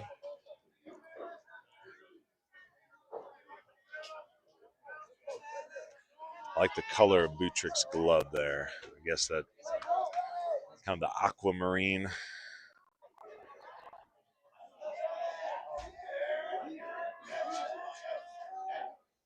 Fastball is in there. I'm going to go get a radar gun read. He might be feeling juicy with 2 outs.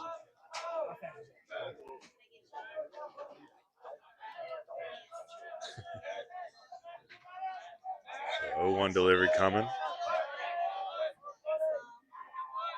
Long look at second. 84 on the fastball again. So been 84 to 86.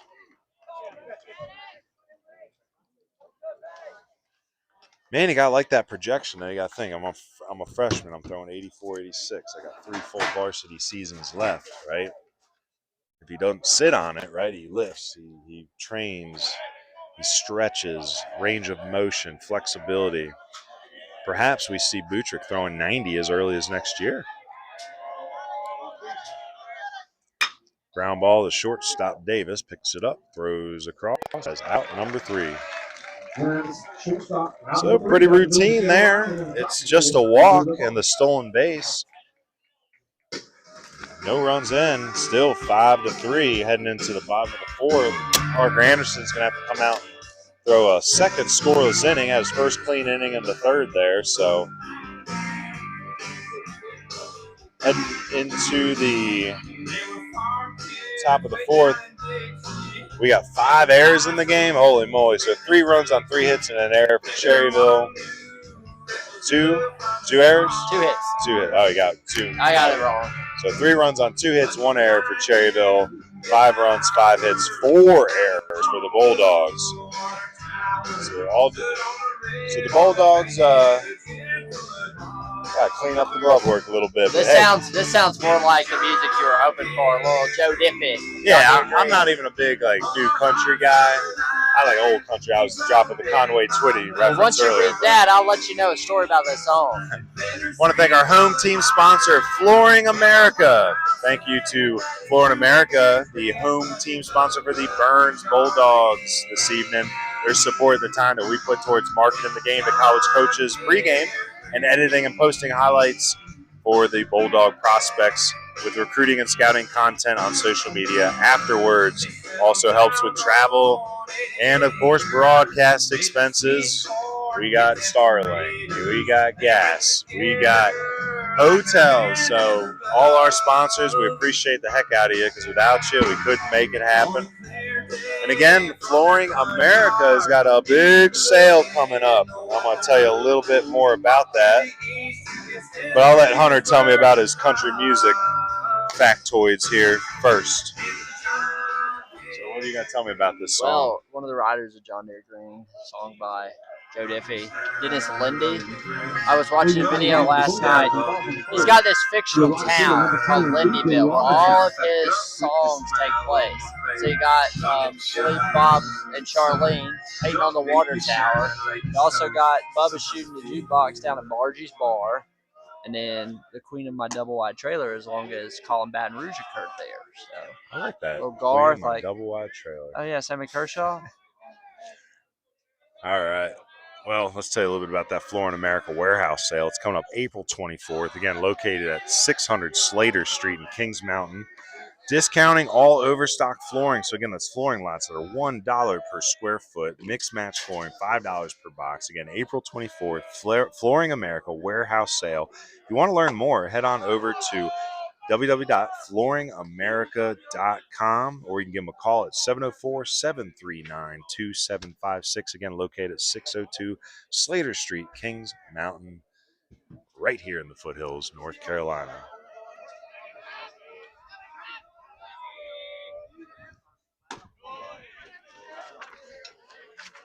Well, I'll tell you, you're right. When we showed up, I thought we were going to be getting some good some good bluegrass or country music, and nope, the kids like they like the new age music still. I'm nostalgic for the oldies. Well, Ethan Robinson starts this inning off by drawing a base on balls. So bottom of the lineup here, 8-9-1. Robinson, Blanton, Dixon. And if you're Anderson here, you got to get strike one early here at the bottom of the lineup.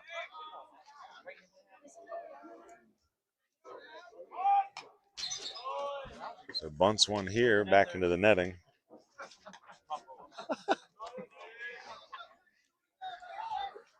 So we're going to get you some radar gun ratings here on Parker Anderson. Again, Parker up to 6. This will be a 70th pitch here on the evening.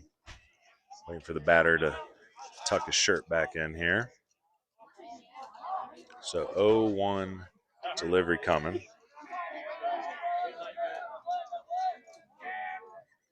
So Anderson goes to the curveball. Strike 2. 70 on the curve. So hook that right back over the inside corner there. Looked like he was going to flash bunt again for a second. Fastball comes in at 81. 0-2 delivery coming again.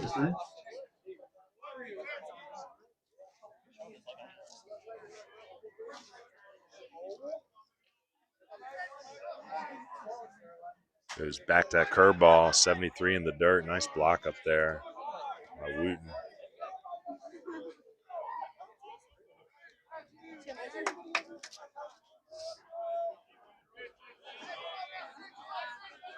So nobody out after the leadoff walk. Again, bottom of the lineup here. Anderson delivers. It's a fastball. 82 drilled to center field. Brawley back. Or excuse me, not Brawl. That's get out of everybody's way here. Shooting radar not near my board. Sorry, that is Adams out there in center field. So line drive off the center field wall, only good for a single. It's a combination of hitting it so hard and 300 to center. Well, remember when I said earlier in the game they should get like a light blue, Carolina blue windscreen and call it the Blue Monster. 20-foot pitch, 306. So do the math there. I need to get on Baseball Savant to see what a home run would take to get out of here. Powder blue windscreen would look really nice here. And then you could put a big Bulldog face, like, or Burns or whatever you want to do on like maybe left center field. But let me ask you this. A light blue windscreen in center field, is that a proper backdrop, a pitcher's eye though? Or would you have to keep that part black? Oh, trying to backhand it there. Wooten did, and that goes up and over the netting. Umpire's only going to reward them one base at a time, though. They weren't off on the play, so it'll be a wild pitch. They'll all take one bag up. So second and third now. Drew Dixon. Remember, Drew hit a home run his last time up. So Braley, excuse me, who we got here? Anderson, sorry. So Parker Anderson. Pitch count is going to be 75 after this next one. Fastball has been sitting low eights. Been about 81 to 83.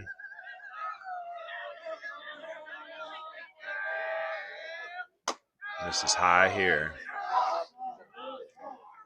So again, probably the toughest matchup of the year for Anderson.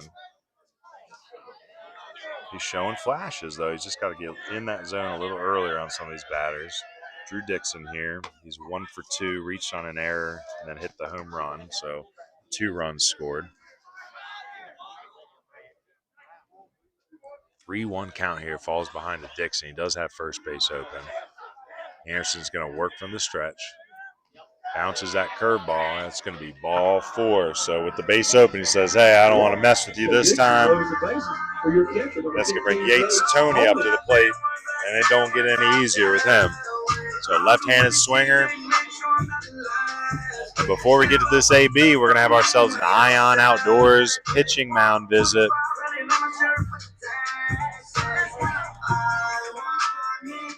No action in the bullpen yet.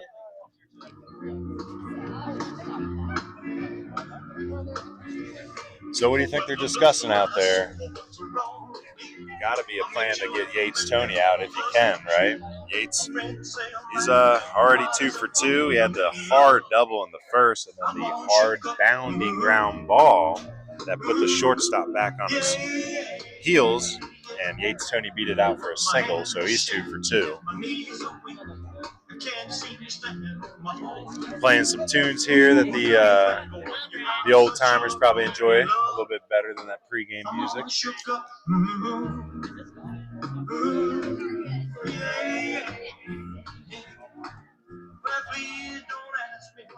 Oh yeah, a little Elvis Presley, baby, the king.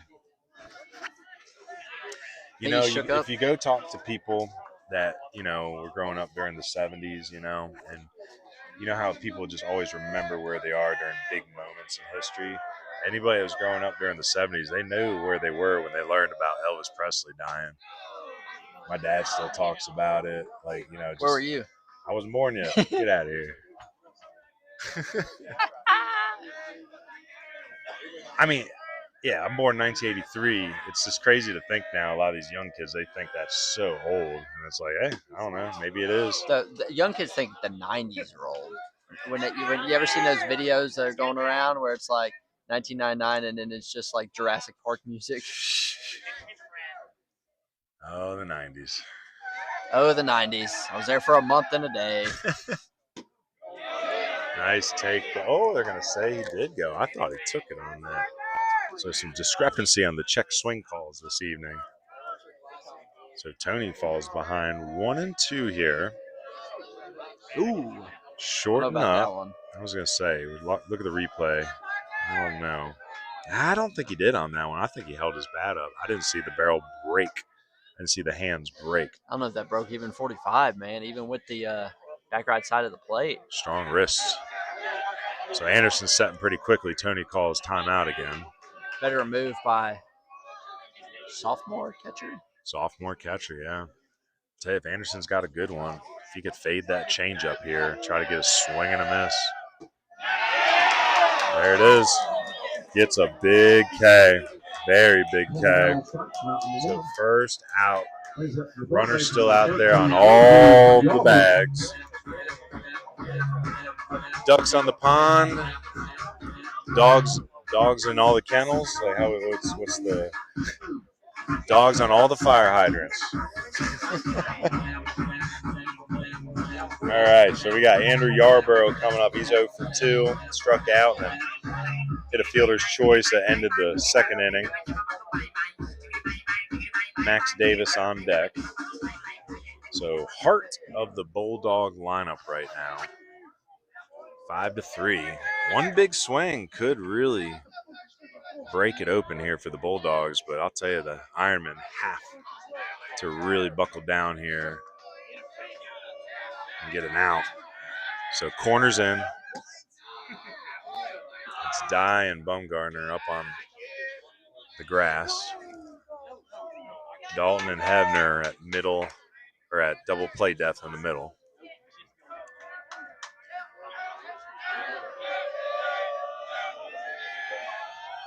Ooh.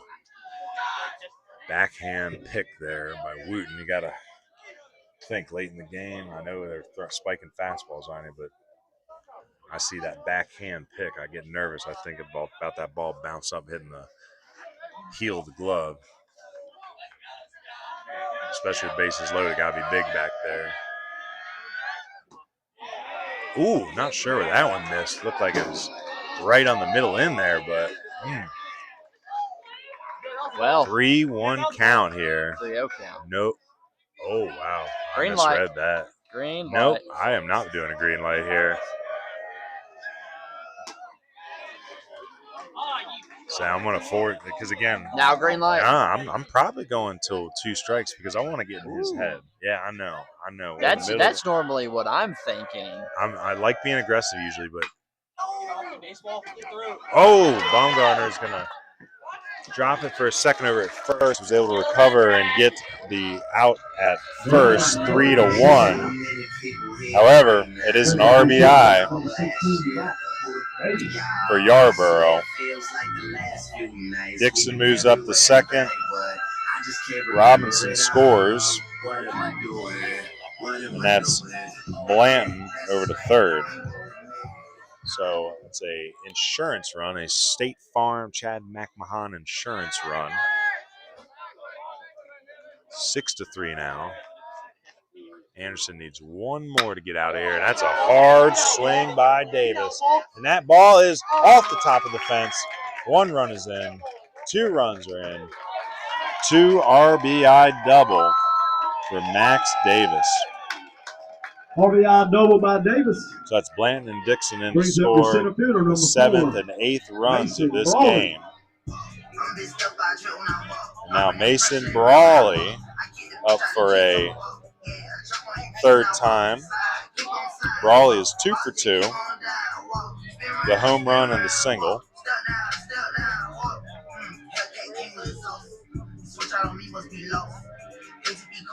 It's a tough inning here for the Ironmen. 8-3 now.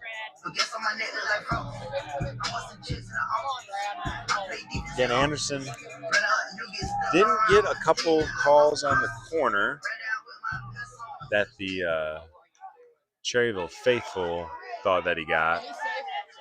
The appeal over to first here. I guess they're asking if Davis missed first base as he rounded going for that double. Swing and a foul ball off of Chandler Wooten, and I hope he's okay. I think it might have hit him on the hand or the foot there. Yep, it was the foot.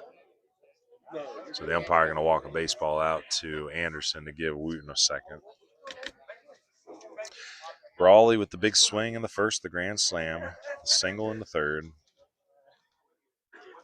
And a chance here to put a big old crooked number up in the fourth if he can get an RBI with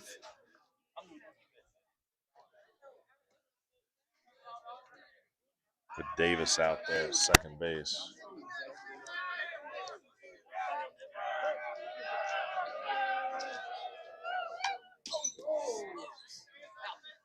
Foul tip right into the netting, and good thing I was right in my scoreboard because I heard it hit the netting about a foot in front of my face. And surely if I was looking, I would have jumped out of the way. These boys behind us got these girls walking by earlier. There was a foul tip in the net, and they're like, watch out, and they hit the deck. Funny to see in the moment, but not when it's happening to you. Strike 3 on the corner.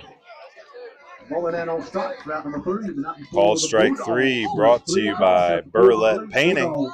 So again, Davis left on base out there at second. Score right now is 8-3. We talked about it earlier, going to talk about it again. We hope that if you enjoy what you're seeing, you understand the bigger picture and how we're trying to bring crowdfunding and sponsors into this revenue model to try to push back a little bit on the youth sports industry. A lot of these kids are forced to pay a lot of money every year for showcasing opportunities, and we feel that this broadcast and our coverage is a way for them to get recognized by keeping a couple bucks in their pocket. But this idea is fueled by the community, and that is Patreon crowdfunding. So if you join the Patreon, patreon.com/BB University WNC, join for $1 with memberships going all the way up to $100 with different perks. All that money goes into fueling our broadcasts, our media coverage, conference previews, playoff predictions, power rankings, podcasts, player of the weeks, highlight films, and more. Go check out patreon.com/BB University WNC and join today for only $1.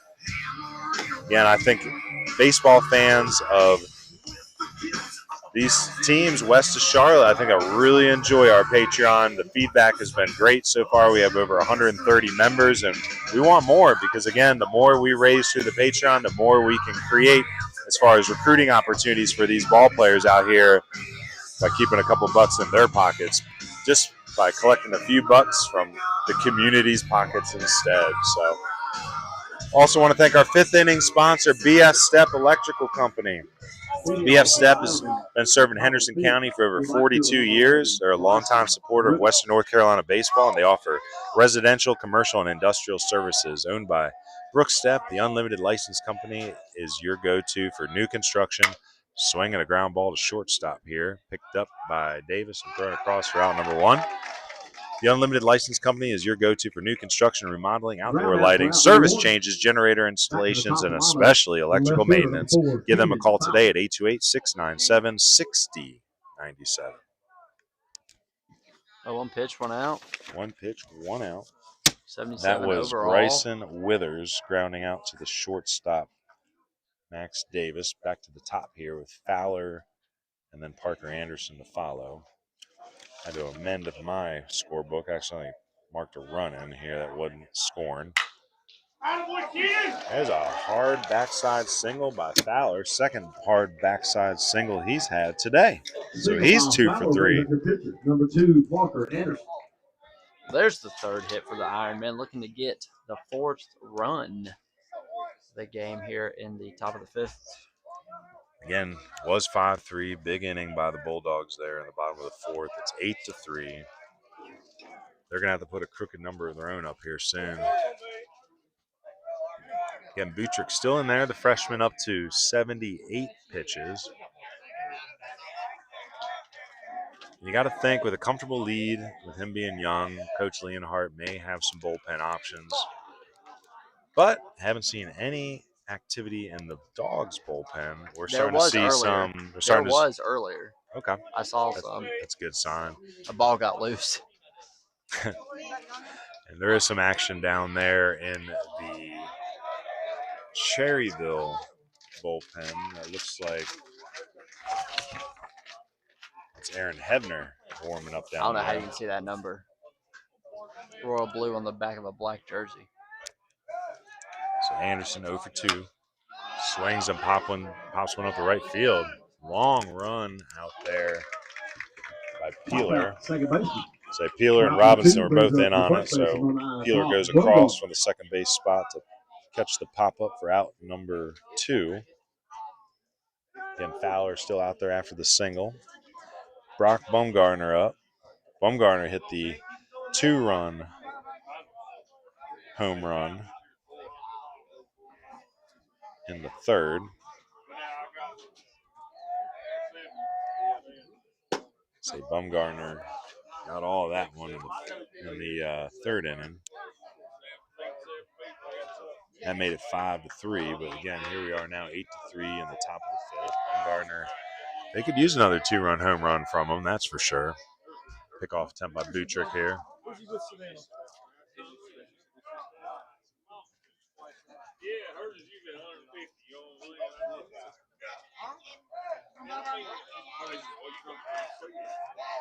So 1-0 delivery here come from Butrick. This will be his 82nd pitch.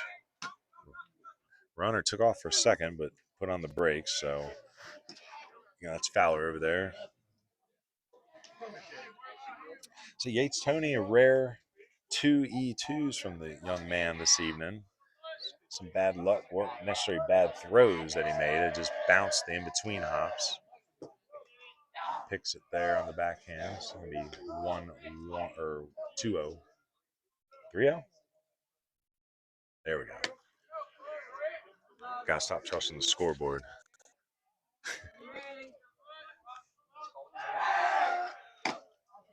Ball 4. I thought he moved a little quick there. I thought it might have been a balk there if he didn't come set. But so Baumgartner down to first base on ball 4. Fowler moves up to second. Now bring Talon Dalton up to the plate. 0 for 2 at the moment. So again, 83 pitches. I'm wondering if whoever's when you saw the action down in the bullpen, was it while they were hitting? Yeah. Then it's probably somebody in the field that was warming up. So it'll probably be a position-to-position change.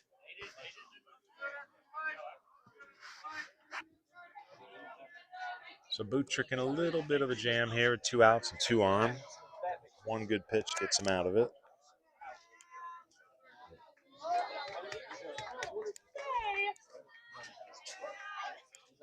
In outfield, all the way back to that warning track in the small field, keeping everything in front of them here with runners on base. There's a strike down the heart of the plate. 0-1.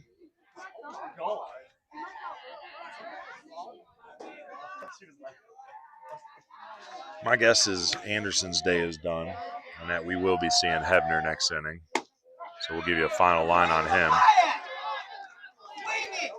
There's a strike on the outside corner. The outside. I would say that might have been a little off the black. I'll tell you though, if I'm Butrick, I'm going back to that same spot if I got that call. Again, Dalton committed to Concord University. Concord, a very strong D2 program up there in West Virginia, right over the line.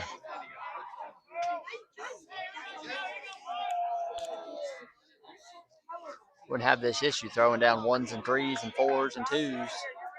Is that pitch comm issues again? I guess. Yes, he did. He can argue, but that's exactly where Butrick should have been aiming. Because if you're getting the call, why not go back to it? And you as a batter, you may not like the call, but if it's been consistent, you have to make adjustments. So strike 3 called, all strike 3 called, brought to you by Burlett Painting, painting the corners of Burlett. I want to thank our away team sponsor again, the Coast Guard Chief Warrant Officers Association is tonight's away team sponsor for the Cherryville Ironmen. And again, the Coast Guard CWOA is sponsoring the time that we put towards marketing this game to college coaches pregame and then posting and editing and posting highlights for the Cherryville Ironmen prospects with recruiting and scouting content on social media afterwards. Again, if you want to learn more about the Coast Guard Chief Warrant Officers Association, you can go to CWOAUSCG.org. Again, support your veterans, support the Coast Guard. We appreciate Mark Corder. Going to shout him out, former Coast Guard who hooks up that sponsorship. You know anyone in the Coast Guard? I do. I have a friend who's actually stationed out in Hawaii at Hickam Field who they're on a patrol right now down in Guam. Maybe let's look. I got his location, so I don't know how good that is for the armed forces, but yeah, don't show them where we're at. Don't give away their location. But yeah, you got a friend way out there. Way out there in Guam. Look at that. That's funny. Out in Guam. So Guam, he's technically not off American soil. So now, the Coast Guard does have a baseball team. It's a Division III collegiate team. You have to have extremely good grades to get accepted. But if you are interested in a military career, specifically through the Coast Guard, look up the Coast Guard Bears. They're Division III baseball, and they're very good, and you better be a 4.0 if you want to go. So new pitcher is going to be Aaron Hebner, and again, congratulations to Mr. Hebner, who was a recent commit to Caldwell. Going to be playing for Coach Deaton. Got a couple score updates for you. One from, we're homers here, so we love North Henderson. So North Henderson up 10-0 on Franklin in the bottom of the sixth. So hoping that North Henderson can pull the upset tonight and get their second conference W of the year. And a young rebuild for North. If you guys have been following us, you know that we both coached at North. Hunter played at North. I played my high school baseball at North Carroll, now defunct, up in Carroll County, Maryland. So I feel that Edneyville, I feel that plight there, having your high school shut down, and there are no reunions anymore. There are no alumni to go to homecoming games or anything. So Hebner here starts off with ball one.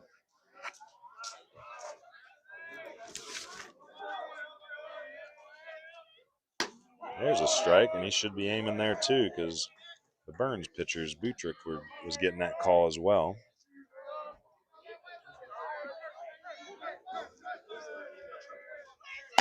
Goes up top, going right after him. So Hebner got a little juice in that arm too. Again, his father, head coach, Coach Hebner, played at App State. He was a late bloomer. Went to North Greenville, JUCO, and then to App State. Son Aaron might be very much the same. He competed very well last year in Legion play, shoved against Post 70, the best team in the conference last year. But I'll tell you, this kid can pitch.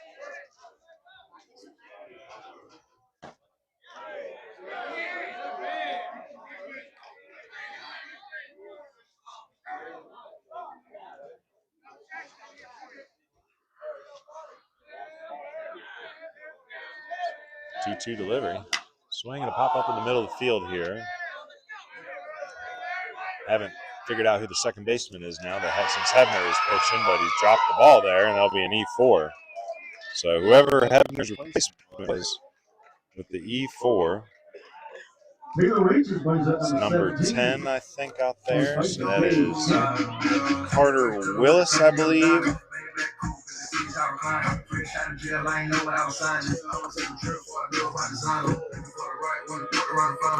So yeah, I think that's Carter Willis out there, second base, sophomore.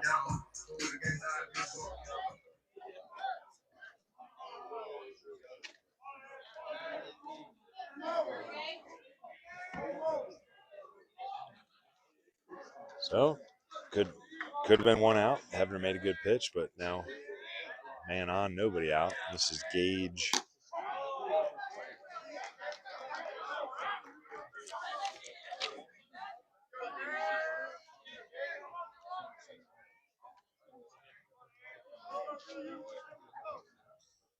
Gage Camp at the plate here now.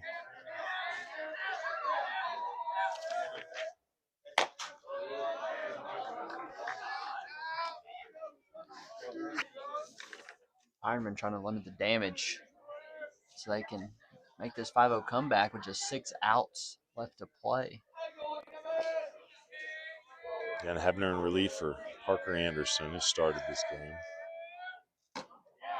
Oh, not sure where that missed. Yeah, Hebner ain't missing much on that one there.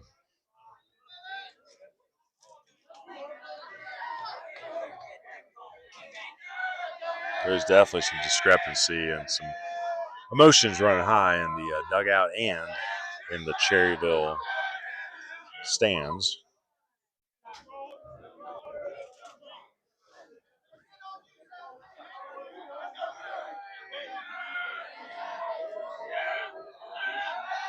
Back pick. Woo! Close tag there. Holds it on him as it comes up.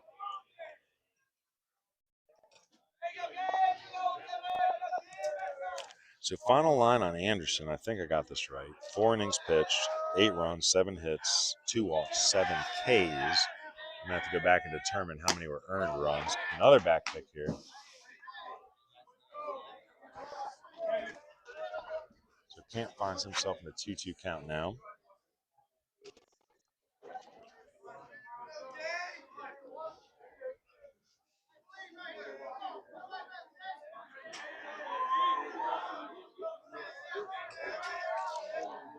I want to say that all those runs were earned except for one.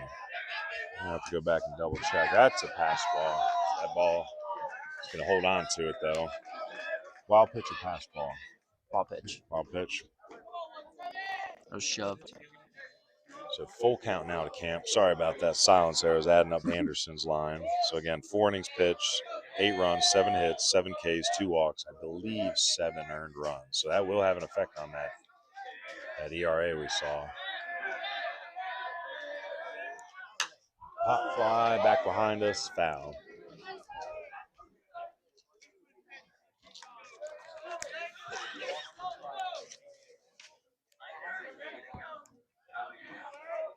Say Buttrick's really settled in for the Bulldogs. Say he's scattered 3 runs over 5 innings. Let's see if he comes back out with his pitch count being at 87.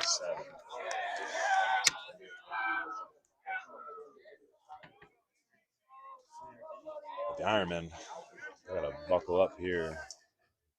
Nobody out. Runner on second. They only got 6 more outs of their own to play with on the offensive side. That is ball 4 inside. So first and second now. With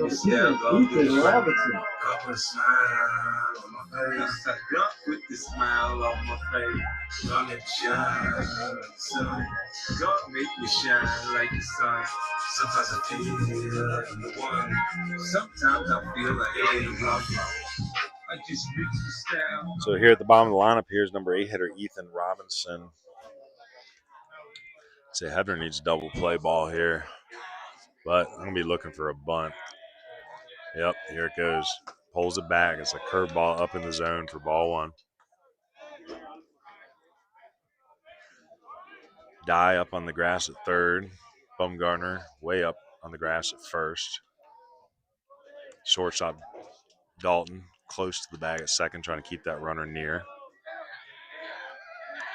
Squares the bunt, pushes it. Bumgarner's there. He's going to tag the runner and spin and sees those other runners already advanced, so he's going to hold on to it. So sack bunt by Robinson.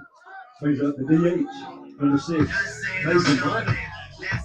did a job, though, right? It's the little things that matter. And now Mason Blanton batting with 2 on, second and third. So more potential Chad McMahon State Farm Insurance runs out there for Burns. Infield is in here. I put him on. Play for a double play. I don't know. He's number 9 hitter. He got Dixon on deck. He's already hit a home run. Well, I wasn't aware of that. I think I give him 1 strike to play with, and then I maybe try a safety squeeze here. Just depends on how much you trust your 9 hitter. Again, Blanton is 1 for 2. Had a single, scored a run in the 4th.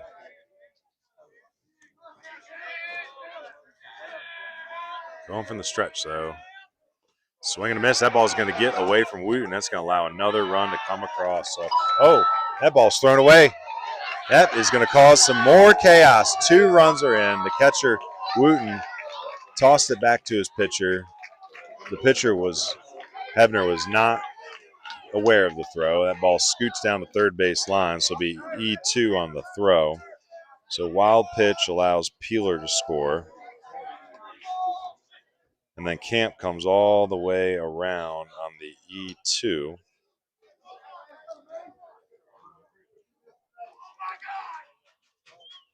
The score right now is 10-3.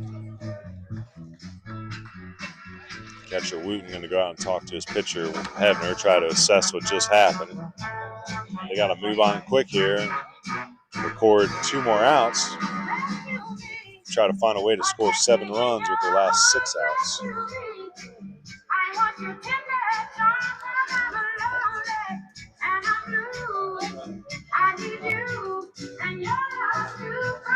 So Burns trying to make a statement win tonight.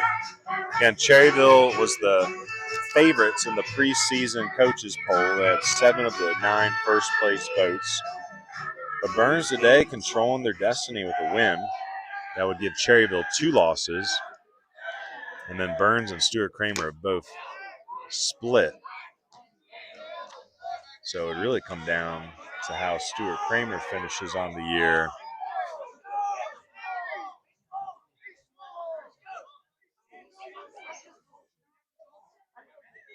A little discrepancy here between Hebner and the umpire. Hebner thinks that Blanton here swung at the pitch. There was no call. And they're going to go down the line here and talk to the first base umpire. But yeah, definitely been a little bit of.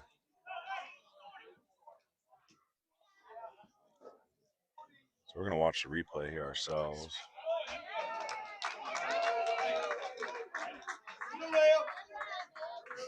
Yeah, there's no swing there. I guess, what are they arguing? That he just. Yeah, not sure. I don't know what we're doing here. Not sure what we're arguing right now. I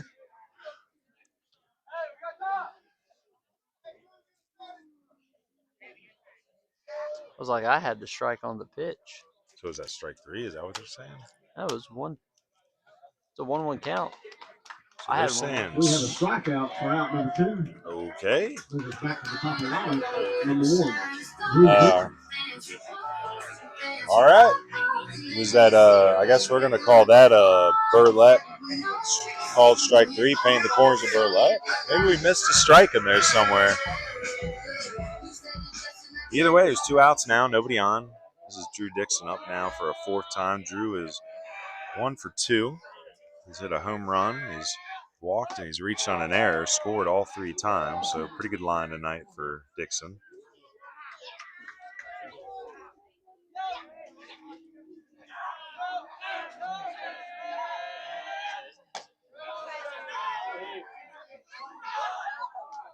They caught it ball high? I guess so. I thought that was close to the zone too. So again, Dixon, the recent commit to Cleveland, he's going to ground one here to Dalton, throws across. Nice. Oh, Bumgarner cannot come up with the pick. He's down in the dirt a little bit. So I guess we got to call that an E6 on the throw, just being a little low in the dirt. You like to see that play get made. Now bring the dangerous Yates Tony up for a 3rd or 4th time. He's 2 for 3 with the double and a single. Struck out in the 4th. It was a big K at the time, but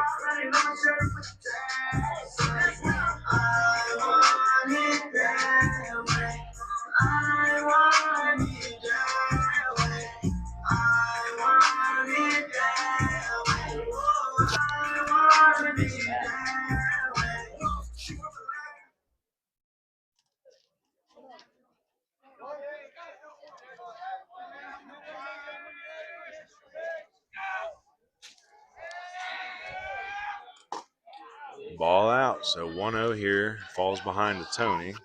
No, never mind. I got that right. He did on the pass ball. He did swing. Okay. It was 0-2, not 1-1. So that was the argument? Yeah. Okay. All right. It was 0-2, not 1-1. They put a ball up, so I just assumed ball and a pass ball. Fair enough. Ground ball to shortstop. Oh, there he goes. I was going to say, it looked like he was going to overrun the base for a second, but Dalton able to step on second base. It's a fielder's choice. That's 6 took it himself there. So 2 runs in. An error, a walk, 2 errors. wild pitches. Yeah, 2 errors. Yeah, not a hit in the inning, but 2 runs in. We're going to go to the top of the 6 here. It's going to be Wooten, Dye, and Hebner to the plate.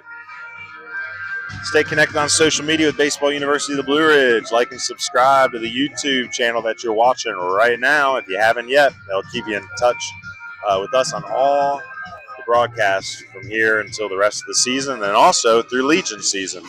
Like us on Facebook, X, and Instagram. Our handle is BB University WNC. Again, that's at BB University WNC. And check us out on our website at baseballu.org. Appreciate all those that follow us on social media to stay in touch with all the happenings of Western North Carolina high school baseball.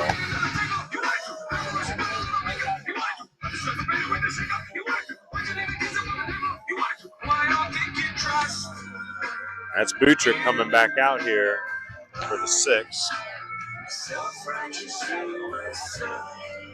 His pitch count right now at 87. We'll see how much of a leash he's got. Again, up 7 here.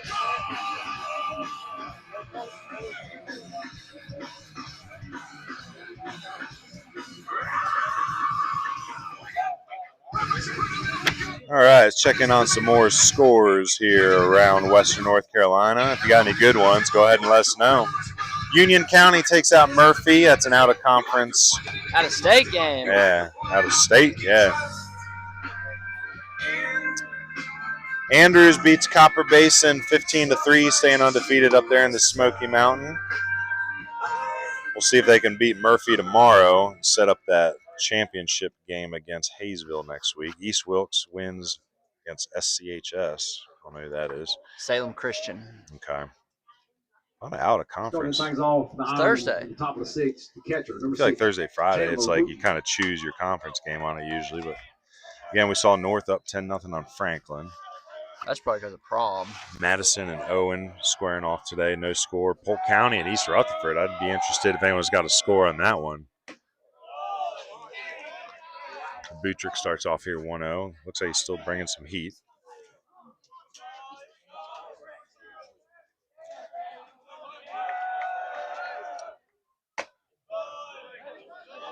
So he's still got some heat, but misses up and away on that one too.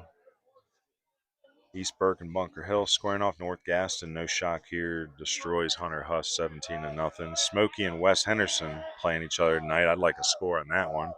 Lincoln Charter, that's a big statement win for them. They needed something like that. 14-0 over Christ the King. We're going to have ourselves an Ion Outdoors pitching mound visit. We'll see if they're going to make the switch here on Butrick or if they're just going to see how his arm's feeling before he gets to that 90 pitch mark. Chase and Crest squaring off today if anyone's got a score there. Stuart Kramer takes out Lincolnton 10-2.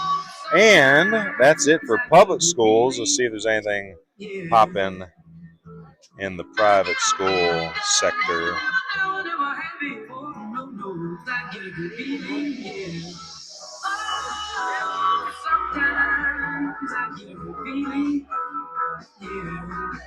Providence Day took out Covenant Day 3-2 down there in Charlotte.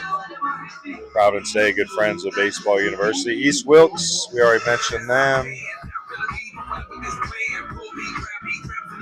Gaston Day gets destroyed by Gaston Christian 16-1.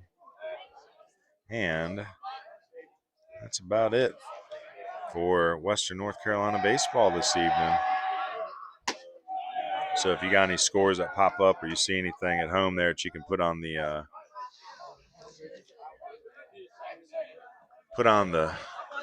chat, let us know.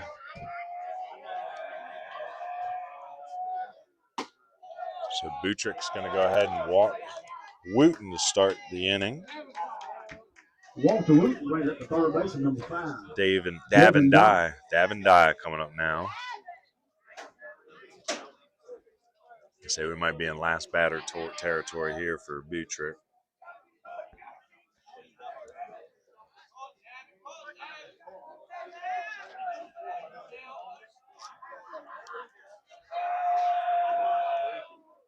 And the long, lanky freshman delivers. The runner takes off. Tony's going to throw it down.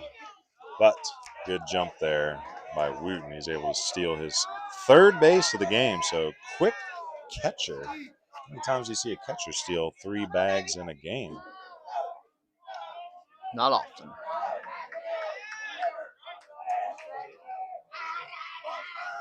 So dab and die now. The runner out there at second. And again, they only got 5 more outs to work with. Or excuse me, 6 more outs to work with. I'll tell you that. I haven't seen that call go both ways today.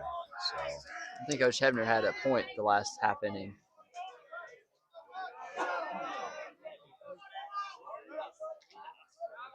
So Butrick has to deliver pitch 94. He's going to miss up high. And as I said before, I believe we're probably in last batter territory here for Butrick.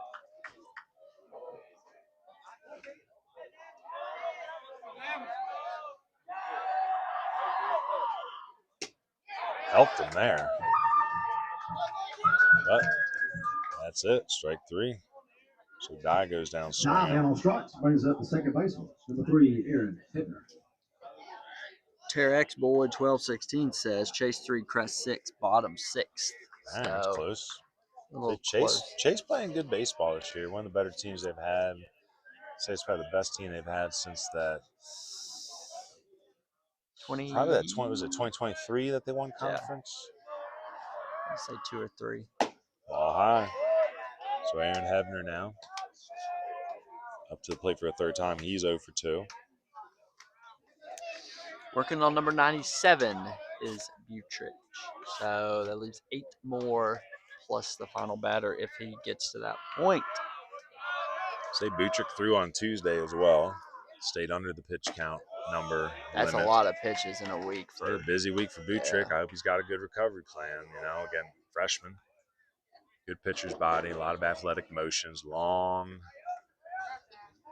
equal and opposite arm circle. Hope Yates Tony's okay. Looks like he got a little bit of a limp to him. Was touching his right thigh, around his buttocks. I hope he didn't pull a hammy or something there. Hope he's okay. So Hebner here with the 2-0 count. Will we see a coach come out of the dugout? Say not a mound visit technically, but definitely trying to give their relief pitchers a little extra time over here to get warmed up. Say Mr. Umpire gonna break it up here. I don't know if I have that number. And here comes Coach Leonhardt. So looks like I think will we are going to have ourselves a pitch and change. Outdoors mound visit. It's a good move. I mean, he's giving you a lot of pitches this week. So freshman pitcher Butrick, the noble start. He's in line to earn a W. On the line here is going to be 5.1 innings. How many hits did he give up? Said 2? 3. 3 official hits? Yep. Yeah, I believe you're right. I think it was the 2 singles by Fowler, the home run by Bumgardner. That's the only damage I see done. So, yep, 5 1/3, 3 hits, allows 3 runs, 1 unearned, 2 unearned. Actually, that's 3 unearned. Yeah, that's 3 unearned runs. So all the runs were unearned. We started to settle in well. Look at this: 20 in the first, 23 in the second, 19 in the third, 14 in the fourth, 11 in the fifth, then 10 here in 1/3 of the 6th. All right, let's keep tallying up his box here. So we got 1 walk, 2 walks. Now for the Bulldogs on the 3 late. So 3 walks. 1, 2, 3, 4, 5, 6. I believe 6 Ks. Let me count that again. 2, 3, 4, 5. Yep, 6 Ks. So final line for Butrick, 5 1/3.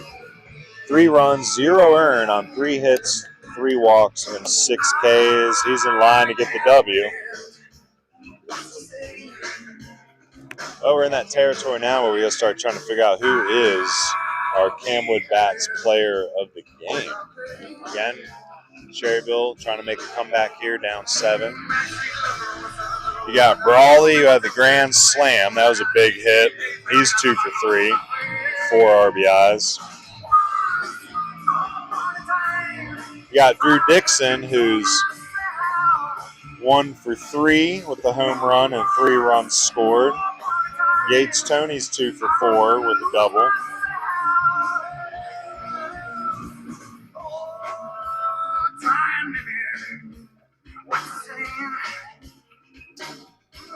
Max Davis, he's 1 for 2 with a 2 RBI double.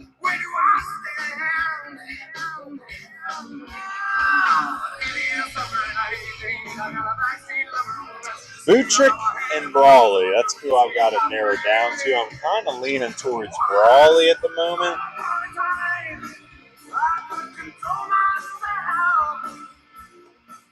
I say that big grand slam there early. That's been the difference maker. Still the difference maker. So we'll see here as we start getting into play of the game, player of the game territory. So Hebner here.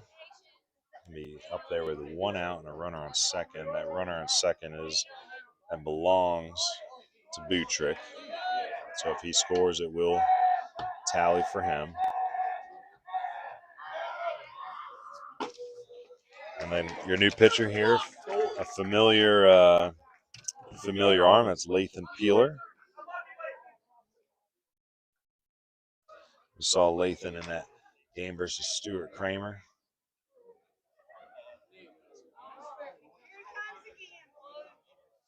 So we have ourselves a little bit more umpire and head coach interaction. Coach Leonhardt asking, guess what, did the umpire make a warning there after that comment about number 3 not being very good or something? Yeah, that was it. So some young rapscallion in the Burns audience calling out players by number and using some choice words. So umpire putting an end to that. I don't condone that, but you can use numbers.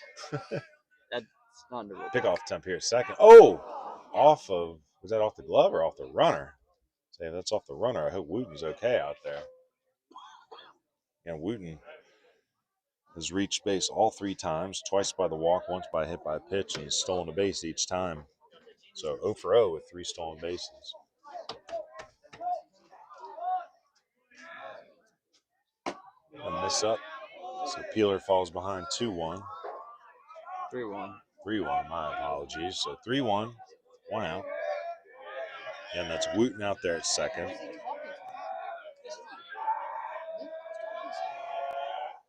Swing and a miss. Full count.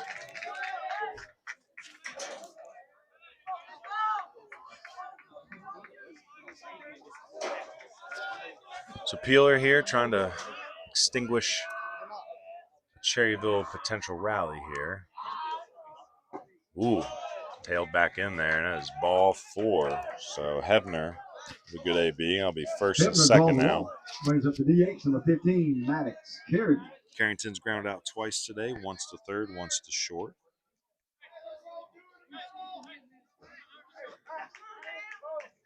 Yeah, I was impressed with Buttrick. You know, it's crazy to think he's only a freshman.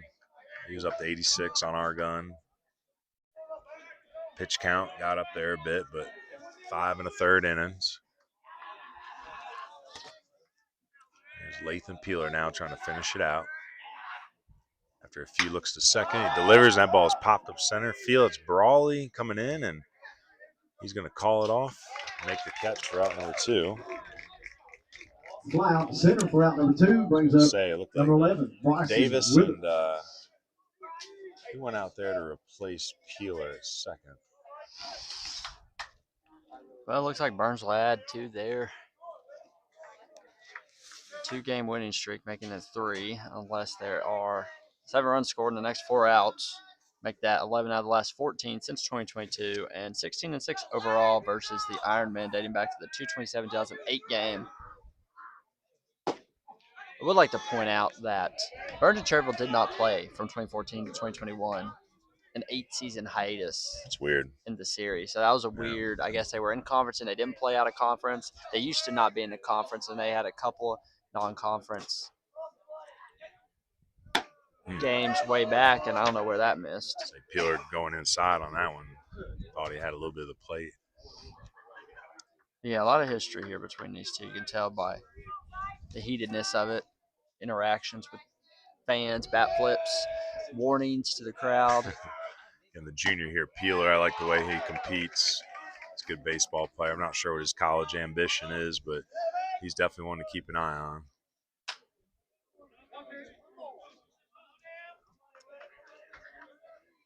So the left-handed swinging pinch. Actually, we do have a pinch hitter here, don't we? So this is, oh no, never mind, I'm sorry. So Carrington.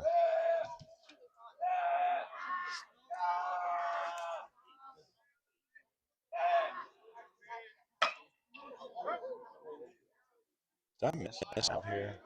What do we have this in? So there's Wooten walked, Dye struck out, then there's the pitching change. And a pop out. There's a pop out? No, Hefner walked. That Carrington just popped out the center field, that's right.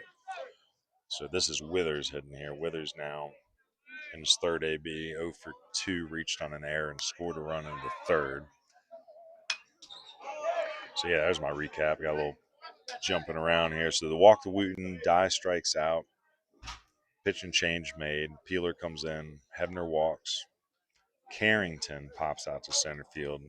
Withers now batting, the number 9 hitter. So caught up.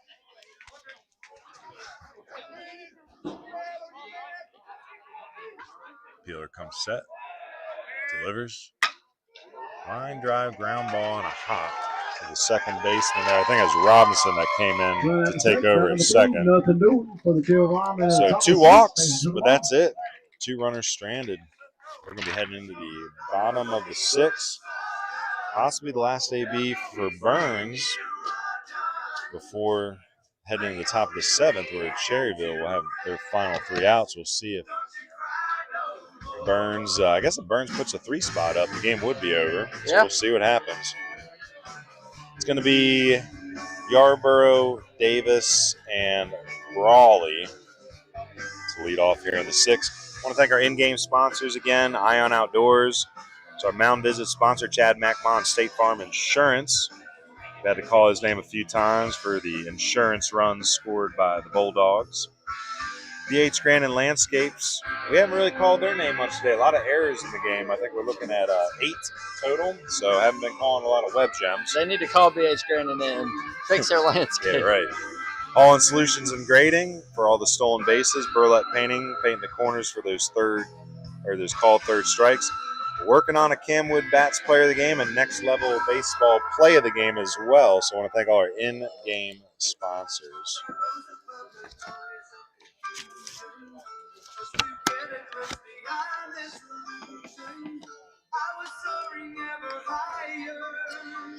Well, I'm still feeling the offense a little bit here. I think Butrick did great today. He only allowed 3 hits, the 3 runs, all unearned. Pitch count got a little out of hand for a minute. Not bad. 5 1/3. Strikes out the 6. But I'm still leaning towards the big swing of Mason Brawley. So we'll see. He's got an at bat in this inning. He can help his case.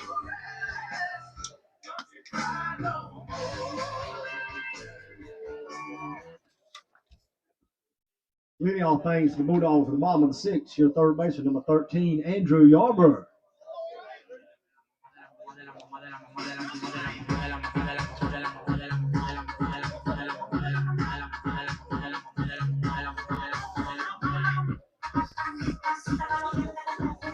Well, leading off here, it will be Andrew Yarborough. Yarborough is 0 for 3, but did have an RBI ground out in the 4th inning. On deck is Max Davis, who had that 2 RBI double off the top of the fence in the 4th. Hebner's still out there dealing. See, Hebner, competitive arm out there.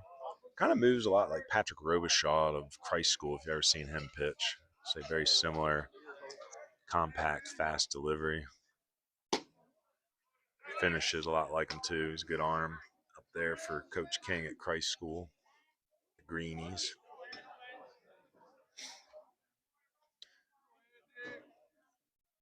Still waiting to hear back from Christ School that reached out about potentially setting up an exclusive broadcast this Saturday versus Charlotte Christian, but haven't heard. We'll see.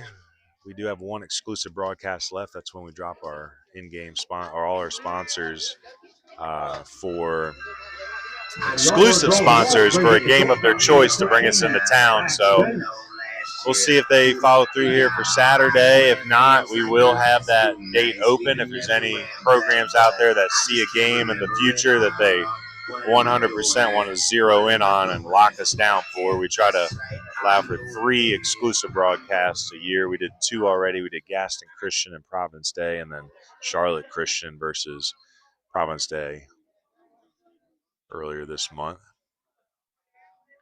So leads off here as ball 4 to Yarborough. Wild pitch is going to allow him to get to second. So Max Davis now working on a 1-for-2 evening. Was hit by a pitch in the first, had the 2 RBI double in the 4th.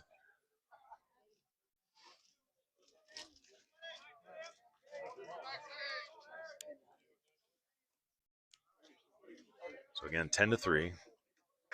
Cherryville got 1 more inning, but Hebner and the Ironmen got to get through this one first. If Burns were able to put 3 across on the board this evening or this inning, that would be it. Again, Cherryville lost 7-0 on Tuesday, down 7 here on Thursday. They put runs up in 4 of the first 5 Ooh. innings. That's the second time, I believe, that Max Davis has been drilled in that same spot. So I'm sure he's thrilled about that. But yeah, Davis, the shortstop, left-handed swing, shortstop, physical looking. He's going to finish his night 1 for 2 with the 2-run double and the 2 hit by pitches. Now bring Mason Crawley to the plate. Crawley with the big swing in the first inning, the grand slam.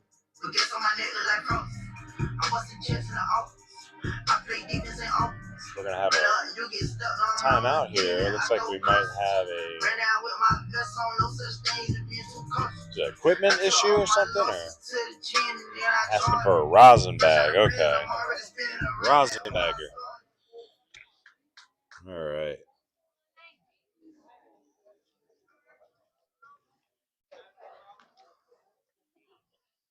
I don't see a lot of those around often in high school ranks. Rosin bags? They don't use them anymore? I don't see them a lot in high school ranks. Really? Interesting. See them in college. So Brawley again had that big swing. Hit the single in the 3rd. So 2 for 3.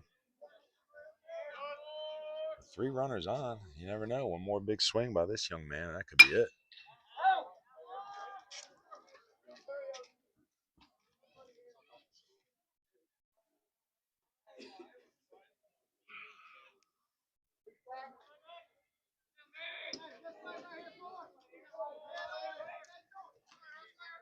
So Hebner looks the runner back twice. Swing and a curveball fouled off. So behind quickly 0-2 is Brawley.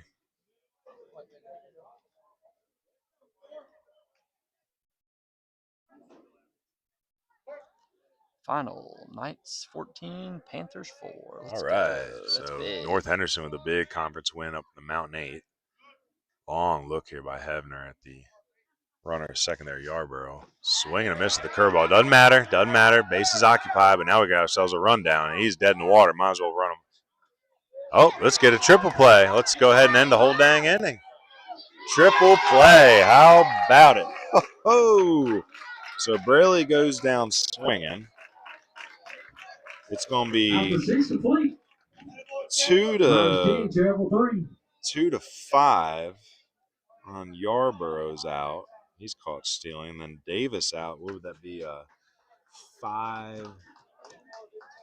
Or he just ran him back himself, right? Just kept going. So he's just 5 again. So either way, triple play. Heck, I mean, that could be the play of the game. We don't see triple plays all the time. But that's that. So we're heading into the top of the 7th. 3 outs. Was there air that? There's no air there. He struck out. Threw it to third. Ran him down. Where did I miss the 4th error? Oh, I don't know. In that inning? In the bottom half. Bottom of the 5th? Was there a 3rd one? Yeah, I had 3 errors in the 5th inning. Okay. I had an E2, an E4, and an E6. I know I missed it somewhere. Starting to tabulate some totals here. Drew Dixon 1 for 3 at the solo home run and 3 runs. Yates Tony 2 for the run and a double. Andrew Yarborough for 3 of the ribby and a walk. Max Davis 1 for 2 with a double, 2 RBIs, a run, and 2 hit by pitches. Don't see that a lot. Mason Brawley 2 for 4. He had the grand slam. Latham Peeler 0 for 3 with a run scored. Gage Camp was 0 for 2 with a walk and a run scored. Ethan Robinson was 0 for 1 with a walk, run, and a sac bunt. And Mason Blanton was 1 for 3 with a run scored. Again, Brian Butrick, 5 1/3 innings, 3 runs, all unearned on 3 hits, 3 walks, and 6 Ks. And Latham Peeler here trying to close it out for the final 1.2 innings. So Keenan Fowler up for a 4th time. He is 2 for 3. I want to thank our 7th inning sponsor, Hale Tax Solutions. So strike one there. Is today tax day or was that yesterday? That was yesterday. Yesterday was tax day. So if you need an extension, look up Hale Tax Solutions. They're headed by former IRS agents, and that means they know the tax system's complexities and guide you to your max returns. Ooh, nice strike at the bottom of the zone there.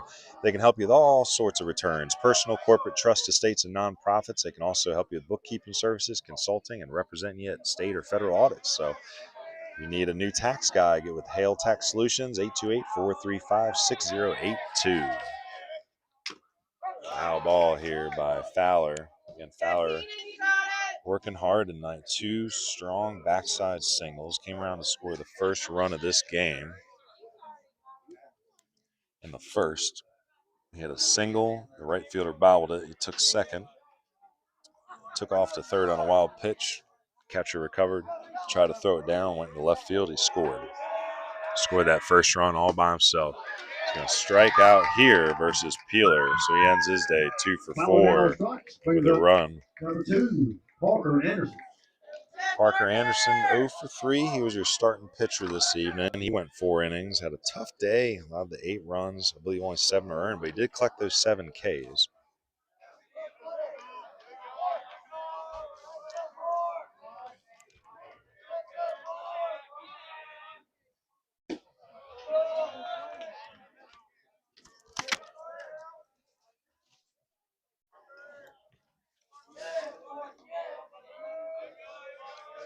So 1-0 count here. Peeler in for his 2nd inning of work, but only had to get those 2 outs and the 6 relieving Butrick.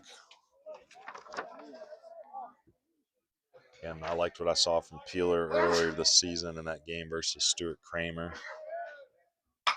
Backside single here by Parker Anderson. So a little bit of life here from the Ironmen. We'll see if it's enough to spark a late rally. Anderson brings it to first baseman. Number 9, Brock Bumgarner. Now, Brock Baumgartner had a big 2-run homer in the 3rd inning. That brought it closer, 5-3 at the time. He's going to need a big swing here. Try to get these Ironmen moving again. He's 1 for 2 with the 2-run homer and a walk. Again, Cherryville unable to answer the Bulldogs here in 2 straight games. Just a offensive showing here tonight. Runner goes. Swing and a drive center field. Brawley gonna make a play. Might have a double play to end it here if he can throw it back in time. And he does not come up with the ball at first. So nice try out there. Almost had the double play. Fly out the center. Fly out number 2 brings up the shortstop, number 1, Talon Dalton.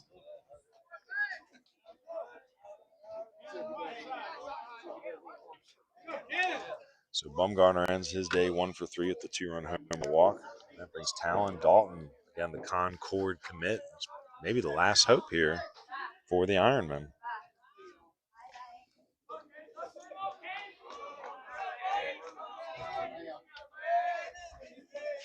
We saw Peeler last time. He was a low 8s guy. This might get down, or is Brawley going to make a throw? That ball is down in the gap. So it'll be a single. And there's still some life here for these Ironmen. So Brawley made a great effort out there. Single by Dalton brings up the catcher, number 6, Chandler Wooten. That ball gets down for a base hit, and I think it's only the 3rd, 4th, 5th. You're saying, yep, 2 in this inning. So that's coming alive late here for the Ironmen. We'll see if it'll be enough. So Chandler Wooten up for a 4th time, but still hasn't recorded an official AB as he's been hit once and walked twice. He has stolen 3 stolen bases.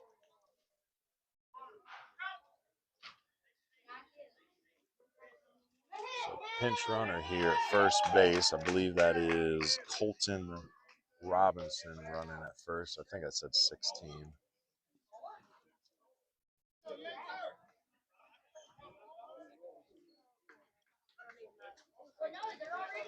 So now Chandler Wooten, the final hope here. Not the final hope, but the next hope to extend the game. On deck is Davin Dye. Swing and pop fly to right field. I believe that is possibly Butrick out there, but he's going to catch it for the final out. So that is the ball game. So Wooten ends 0 for 1 with 2 walks, the hit by a pitch, and 3 stolen bases. So back to the top here. Fowler was 2 for 4 with a run. Parker Anderson ends up 1 for 4. Brock Bumgarner 1 for 3 with the 2-run homer and a walk. Talon Dalton 1 for 4. Chandler Wooten was 0 for 1 with the 2 walks, hit by pitch, and 3 stolen bases. Davin Dye was 0 for 3. Hebner 0 for 2 with a walk. Kerrigan 0 for 3, and Bryson Withers 0 for 3 with a run. Final line, I think we got this right.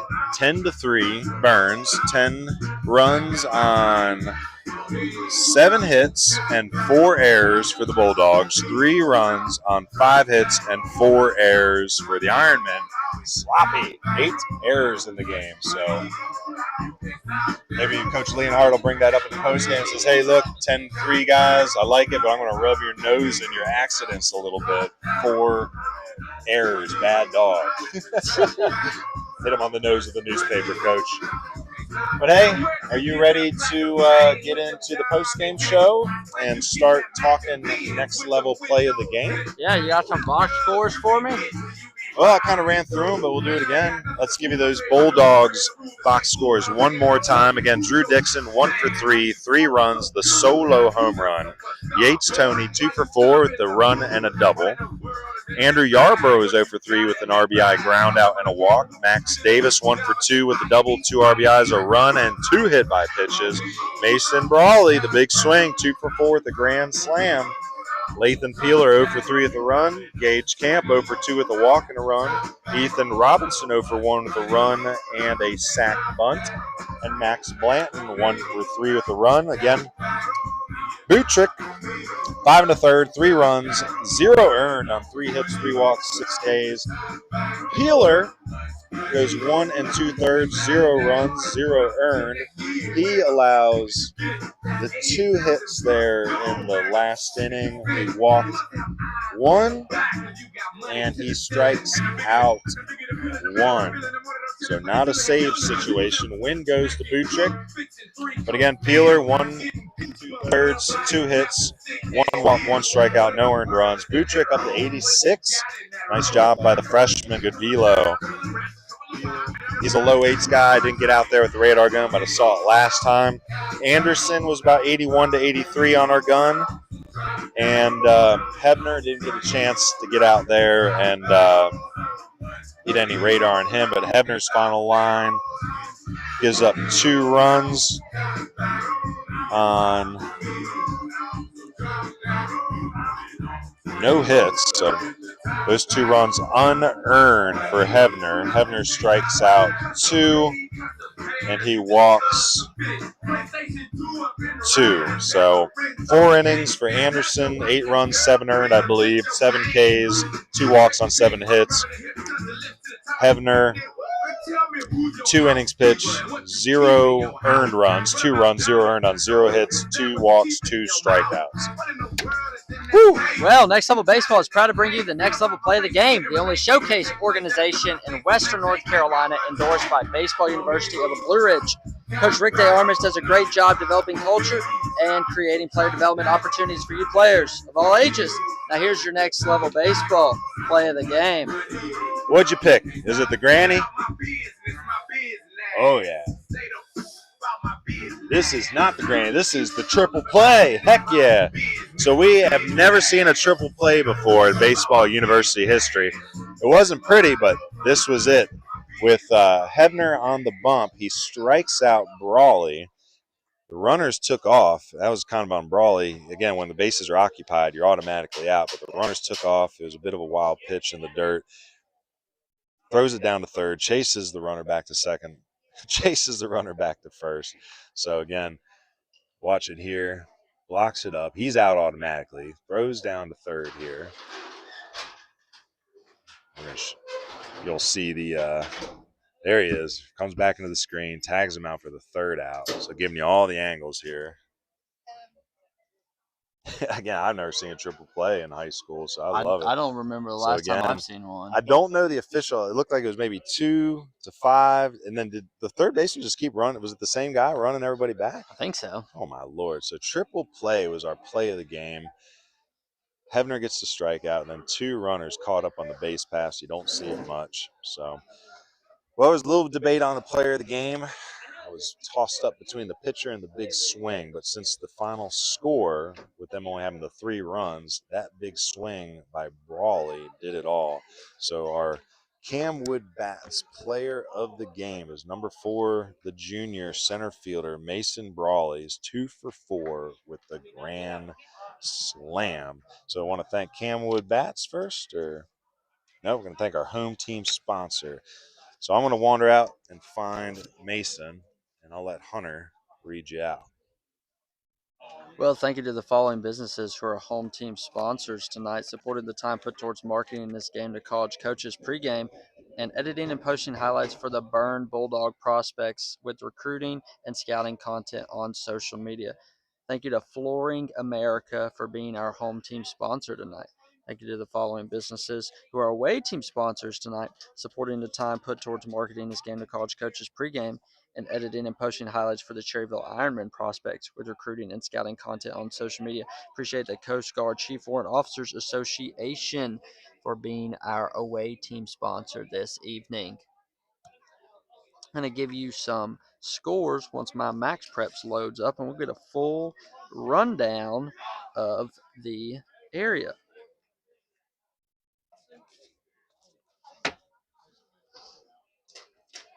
We'll go top to bottom. Union County, Georgia over Murphy, 8-1 final. Varsity opponent over Asheville Trailblazers, 11-0 final.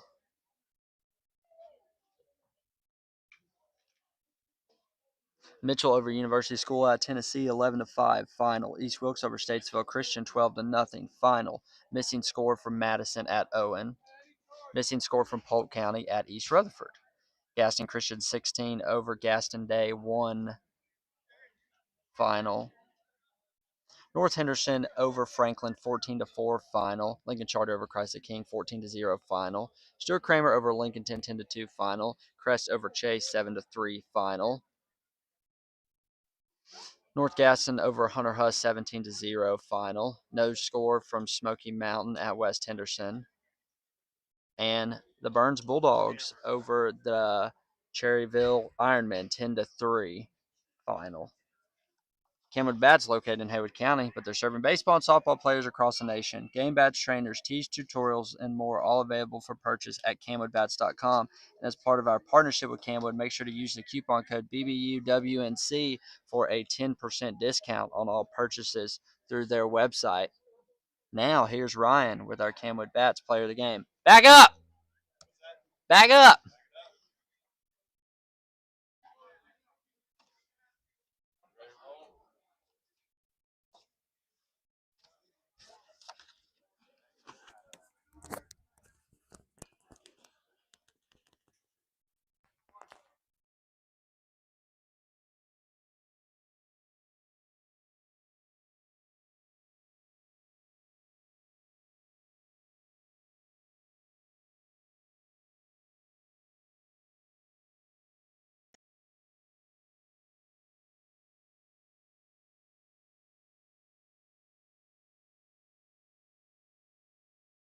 Big motivational support guy for me, and he's always behind me.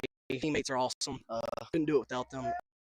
They go down. I know for a fact when we come back in, they're going to have the fire to hit and do what needs to be necessary to get runs through the plate, and just have hope in them. Know we're going to do it.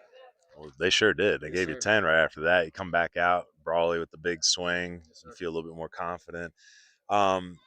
Velo starts ticking up around the third inning. So tell me a little bit. Like, do you feel better as the game goes by? Yes, sir. When I first inning, usually just the jitters, and I don't know, when I really start settling in and start figuring out the mound again, just working down the mound, but to the plate, and ripping it. Pretty much it. Peeler, I like him.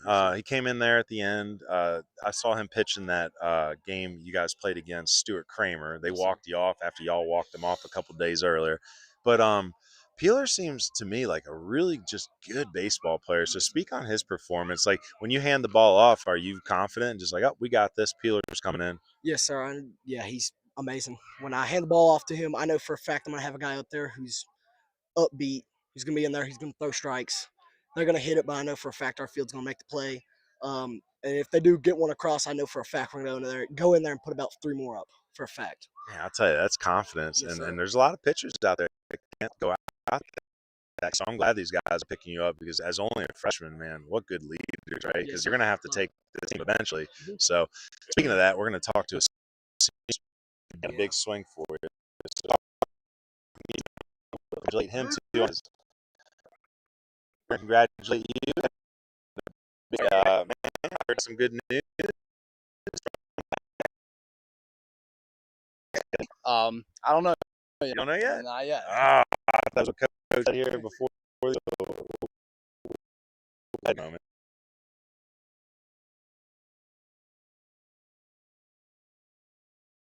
What's that? What's that?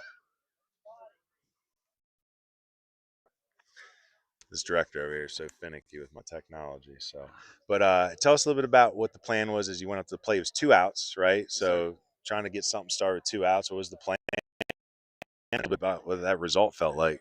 Yes, sir. 2 outs, bases loaded. Kind of just came in, tried to get my mind, from stop thinking. So I just. Oh wait a minute, are you Braille? Yes, sir. Yeah, they're supposed to send me Dixon next, and y'all looked. Well, no, we'll talk close. So that's why. So you're 27 grad. You ain't got to worry. So let's read game.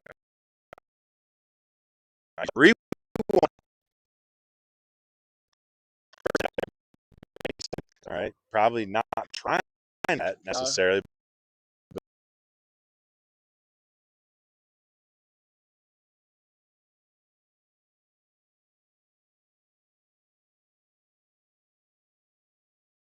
just thinking backside, just score the runs, do the job, slide over the middle of the plate. You had a good game against Stuart Kramer when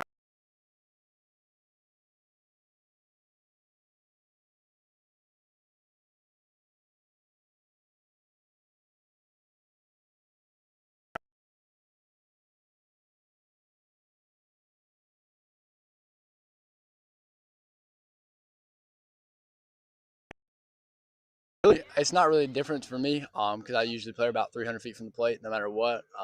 And here, obviously, it's a little bit shorter, but you kind of just got to deal with it and, go with it. So going to Sims, I definitely think that, just going in there confident and what it normally is. got these 2 wins. Stuart Kramer's still out there with the 1 loss. They're going to play Cherryville next week, but it's kind of like you just have to let baseball gods do their work now. So what's the plan for these Bulldogs here the next couple of weeks to try to get tuned up for playoffs? And maybe you can tell us a little bit about what Coach Leonhardt's saying to y'all as far as like how we're going to finish these last 2 weeks. I feel like the standard, and I feel like coming out here and competing every single day, no matter what other teams think, no matter what other teams have. I mean, I know.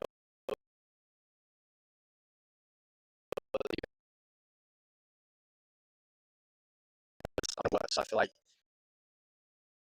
winning. It feels like old school here.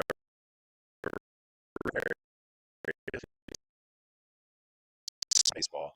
Well, we were going to talk to Drew. Congratulations, Drew. He's the one. But hey, you might see in the post, like we've been going around doing this dummy bat because Cam was really swamped this year, pro deals, but they just printed all the new bats and showed me a picture. So I'm going to be coming back down next week and finding you. So we'll take a picture of the dummy, take it back, and then I'll come down and probably just roll up to the school and totally out of class and give you a nice bat. That was an awesome game. Grand Slam. Is that your first one? Yes, all right. I can grab you in like a minute. All right, Hunter. All you. Thank you to that's it for this evening's rendition of baseball. Turn your body. Congratulate you on Cleveland.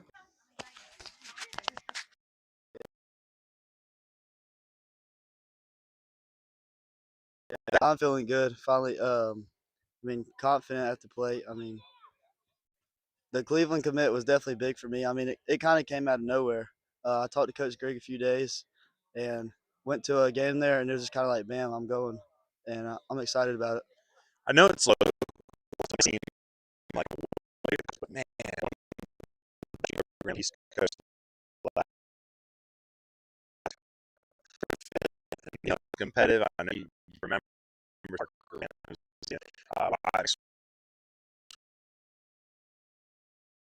not against each other anymore.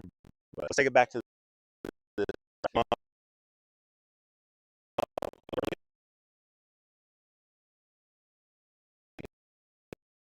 Yeah, it was 3-1 count. I saw that he really didn't have control of his curveball, and my pitch is that low inside pitch. And right when I saw it out of his hand, I was ready for it. I got my foot down and just turned on as hard as I could. I'll tell you, that was a bomb, and everybody knew it. Now, back to that. You came with a good game, sidearm slinger. So maybe Coach Greg might keep that in his back pocket too for you. But leading off fast of the game.